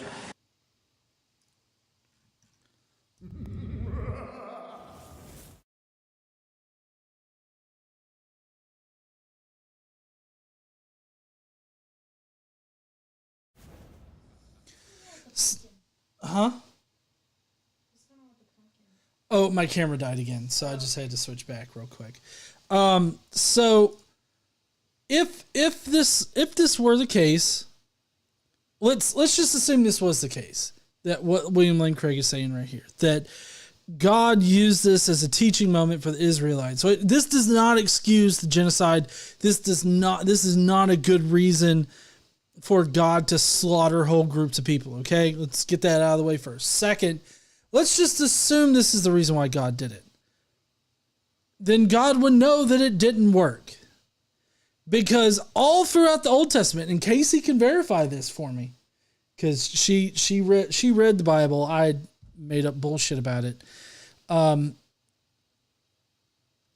throughout the Old Testament, the Israelites are constantly falling away from God. The Israelites are constantly worshiping other deities. They are constantly allowing other people into their land to worship other deities.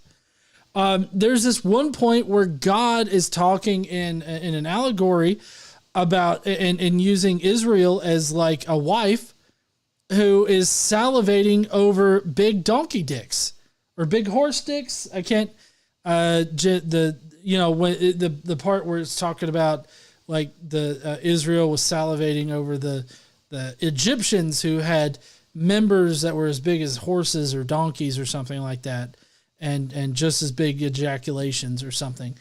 And so like, if it were the case that God was using these genocides, because let's call them what they are, if God was doing that, then God would know that it wouldn't work. So what's the point? Why would God do something that he knows wouldn't work, but he still does it? Like, I don't understand. Like, that makes no sense to me whatsoever. I have no idea why he would choose to do something that would fail.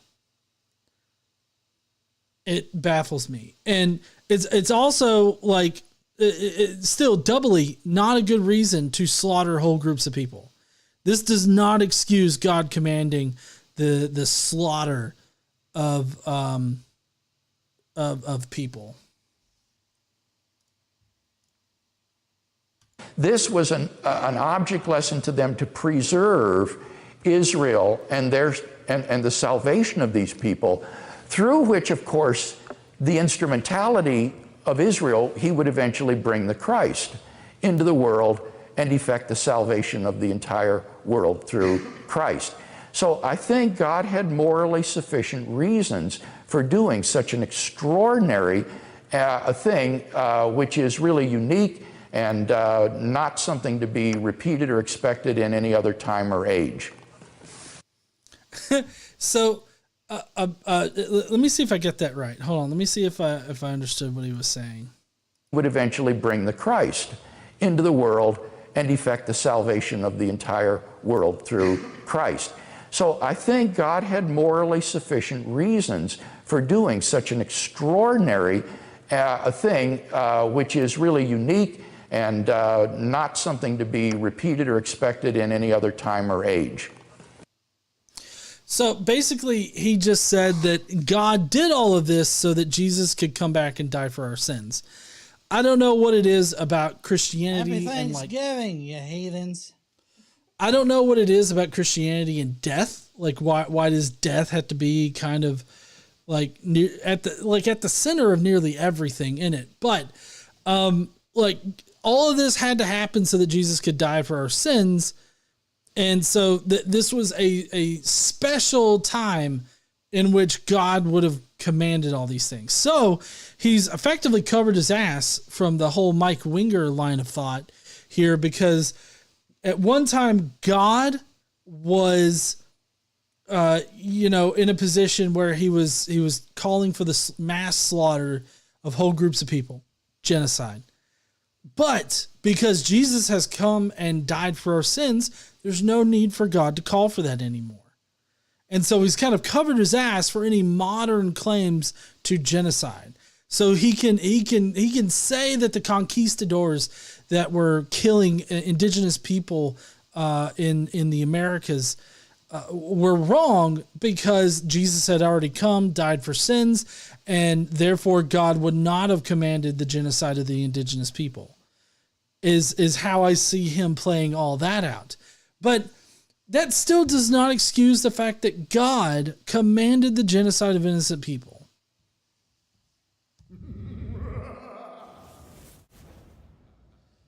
God sat there knowing everything that would happen, and he allowed people to continue to sacrifice children.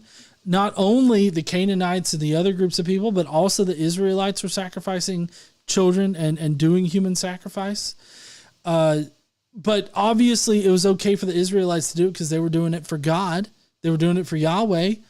It was just bad for the Canaanites because they were worshiping a different God. And that's it. For William Lane Craig to say that there's no record of the Israelites killing small children, we don't have to have a play-by-play, a blow-by-blow of the events that happened. Giggity. The only thing that we have to know is that God directly commanded that these groups of people were to be killed.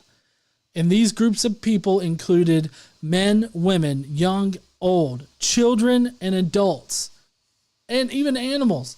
They were all slaughtered.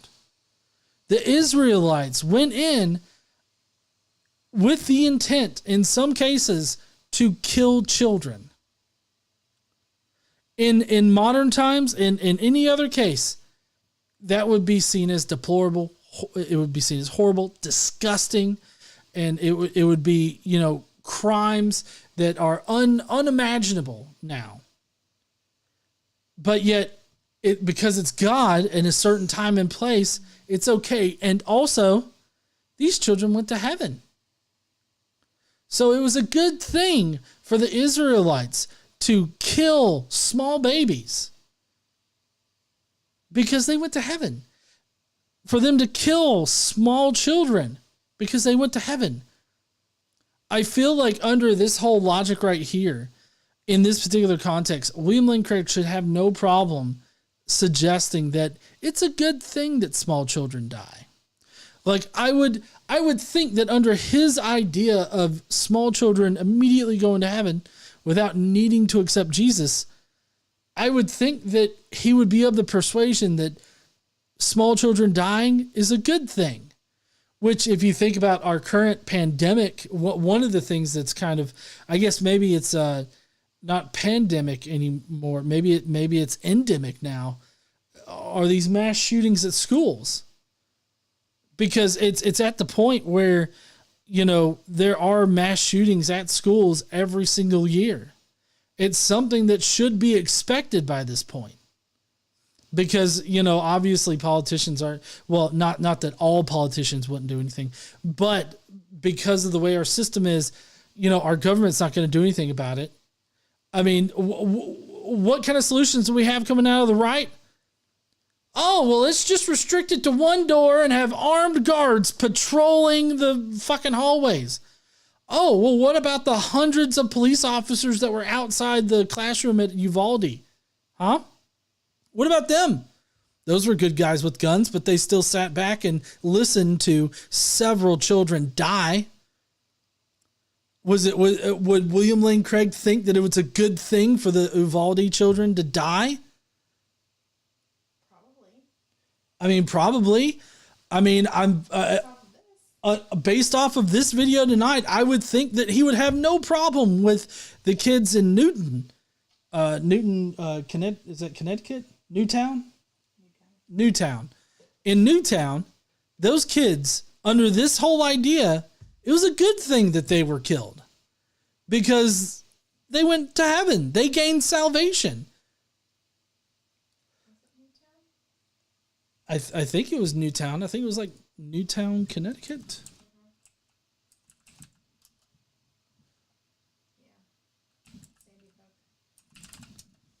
Sandy Hook. Yeah, Sandy Hook Elementary School in Newtown, Connecticut. That's right. I just under this whole idea that William Lane Craig has presented in the video today, he would have to agree that it's a good thing that these children die. And I cannot ever see holding a position that would cause me to say that. Like, that's bad. Like, that's horrible. That's objectively wrong. But there you go. Dr. William Lane Craig. Anyways, that's going to be it for our stream tonight. We do have some Skeptic Mafia chats to go through, or not chats, but comments to go through. If you're going to be leaving out, I would really love to hear what you think about this video down in the comment section. Do you think that it's as bad as I'm taking it? Do you think that maybe I misinterpreted the words that were literally coming out of William Lane Craig's mouth? Like, do you think any of that? Let me know in the comments down below. And hey, while you're down there, why don't you smash that like button and subscribe if you like this kind of stream with rhino horn all over it, bouncing on the bed. I gotta get that out of my head. Anyways, Don't forget to stand up, use your voice, and all that kind of good shit. And I will see you heathens next week. Bye, everybody. But don't go! Because we got the Skeptic Mafia comments to go through. And let's see, Vanta Blue says GE was too kind in his critique of WLC. I mean, if there's anything you can say to me, it's that I'm kind and charitable to people. Anyways, I'm going to get the comments pulled up real quick. I do want to say that I appreciate everybody that's part of the Skeptic Mafia. You guys are awesome. Request review. This is definitely going to not be monetized. But that's okay. I had fun. It's Vice Rhino's blurred private area that's probably going to get us dinged. Not the several calls for the murder of children, I'm sure. I bet you William Lane Craig's video is monetized. Okay, let's see. Held for review. None held for review. Awesome. Okay.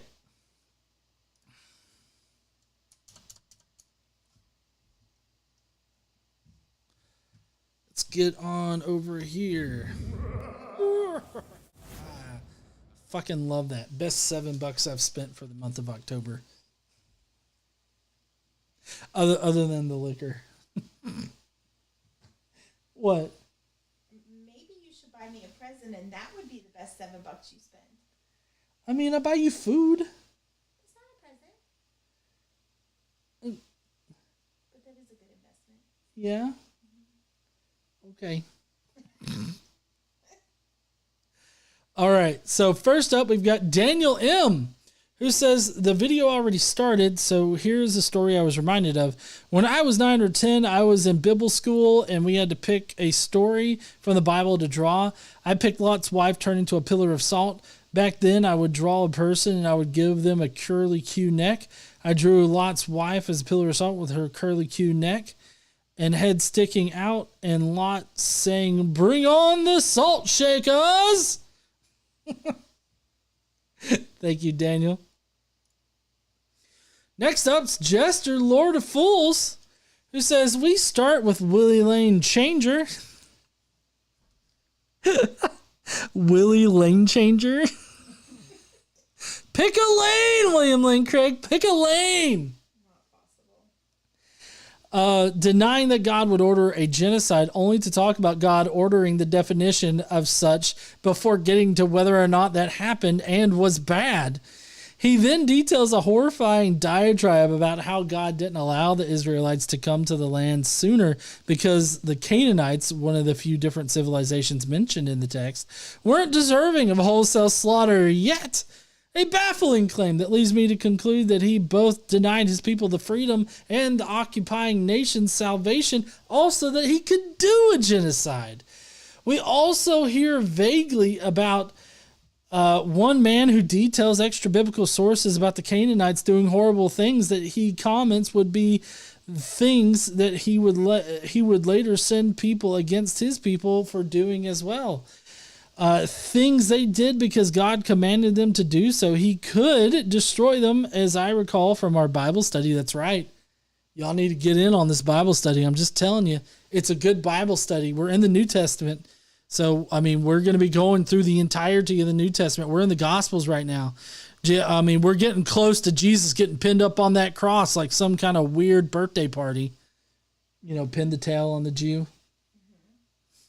I'm surprised I didn't get a no. We also hear vaguely about one man who... Oh, wait, sorry. Finally, we use a daft argument about how he withheld his people so that he could uphold a promise from a separate genocide under separate circumstances that Abraham had to beg plead and argue with him to make. All to finish up on the vague ideas that it's okay that God does genocide because he defines good and can change good at any time, as well as implying the Israelites probably didn't obey his instructions because we apparently don't have anywhere in the Bible that says they obeyed this command that was definitely apparently good because McGurd said so. Joshua 6:24, and they burned the city and all that was in it with fire. Only the silver and gold and the vessels of bronze and iron they put in the treasury of the house of the Lord.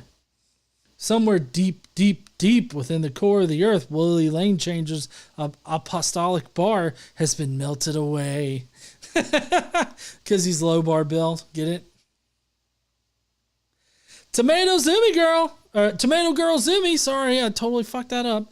God damn it, William Lane Craig again. Just remember, I didn't vote for this, so if it turns out badly, it's not my fault. And ASCII time. Well, listen, okay, when I put up the poll, y'all have got to start rolling better, okay? Get in on those D20s instead of rolling those 3s, okay? Quit tripping on the William Lane Craig landmine. Bruh. To be honest, I didn't watch it because I had to go out today, but hopefully it'll be a great show as always. Love you, John. Oh, and I can't wait until the next hangout, whenever it may be. And I'm not food, damn it. So good thing you brought up the hangout because I think we're going to have to do the hangout tomorrow. Tomorrow, probably around 2, 3. I'm thinking probably about 3 p.m. Because I know we don't have a time yet for the painting the pumpkins, but I figure we could probably do that like early morning or afternoon, or mid-morning, afternoon. Mid-morning, like before lunch or right after lunch. Yeah. I have an appointment in the morning. Oh, okay. So we got 3 p.m. Central tomorrow is when we'll probably end up doing the hangout. So if you guys, it'll be 3 p.m. Central, so 4 p.m. Eastern, I believe it is, if I'm doing my time zone math correctly there. Next up, we've got Trickster, who says, I'm pretty sure we can find in the Bible all about the wholesale slaughter that happened in Canaan.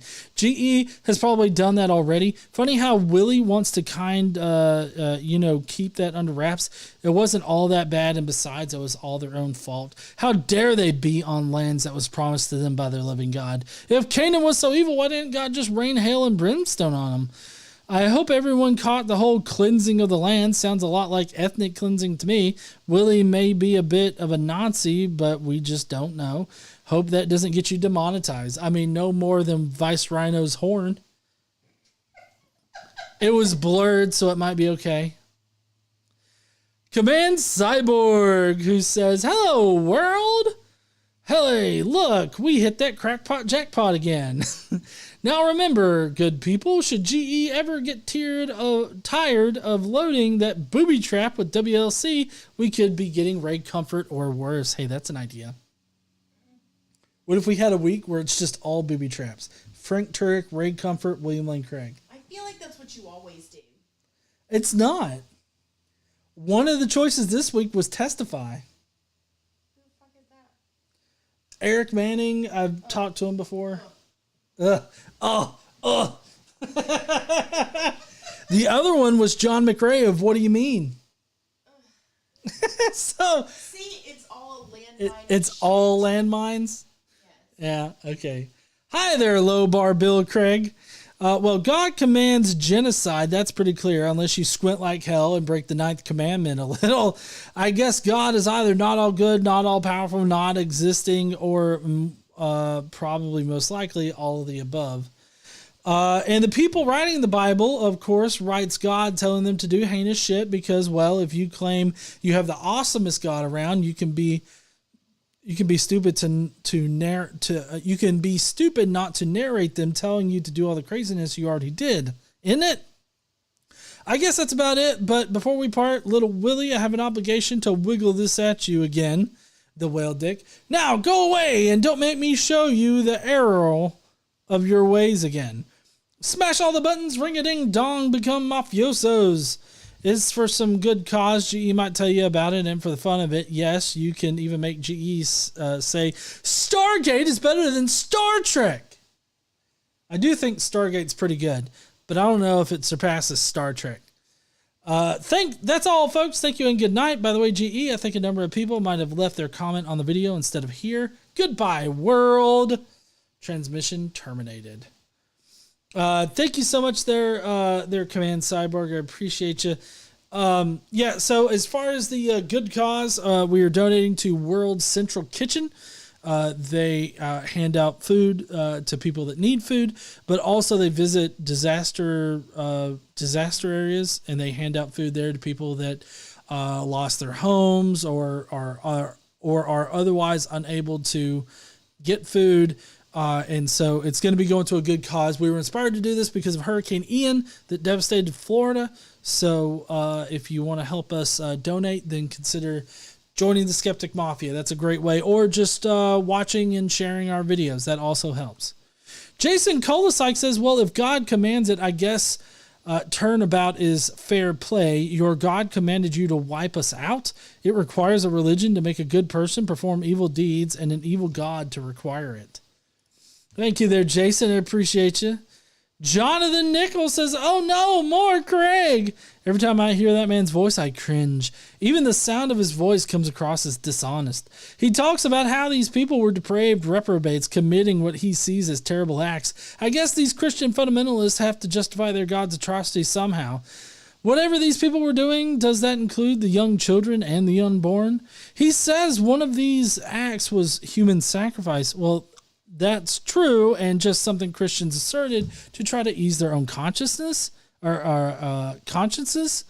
What he is saying is that the people were committing human sacrifice, therefore God did the same on a genocidal scale. I can see the irony, the twisted irony of that, although I still wouldn't describe it as the act of just merciful and even a good God. He says God wasn't going to judge those people until they were worthy of judgment, but how would God determine that?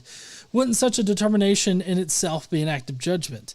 I notice he only focused on one event. He didn't mention Moses ordering his soldiers to kill men, women, and children to keep the virgin girls for themselves, or the biggest genocide of them all, the flood. His justification for the children being killed is God can do as he pleases. God brought you into this world. God can take you out. Total bullshit. Imagine a parent saying the same thing to their child. They'd be locked up, and rightly so. We are not just minions existing for some proposed deity's amusement. He speaks of salvation, but that is just a claim in the book. There is no proof of anything beyond death, and without a demonstration of an afterlife, that's just an empty assertion and not a justification for anything. Is there any wonder that I find the sound of WLC's voice so grating? Same thing happens to KC. She just can't stand it. She'd fucking rather jump out of a window.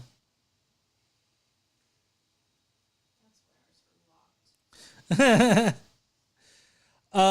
Jonathan Hanencheck just has a whole bunch of facepalms saying, who the fuck chose this? Moron, so help me. I got through 4 minutes and 30 seconds of his bullshit. Could not follow the nonsense that was spilling from his mouth. Please, as a mafioso member, and will love to support her, supporter of GE, my recommendation is that we have to listen to this bullshit.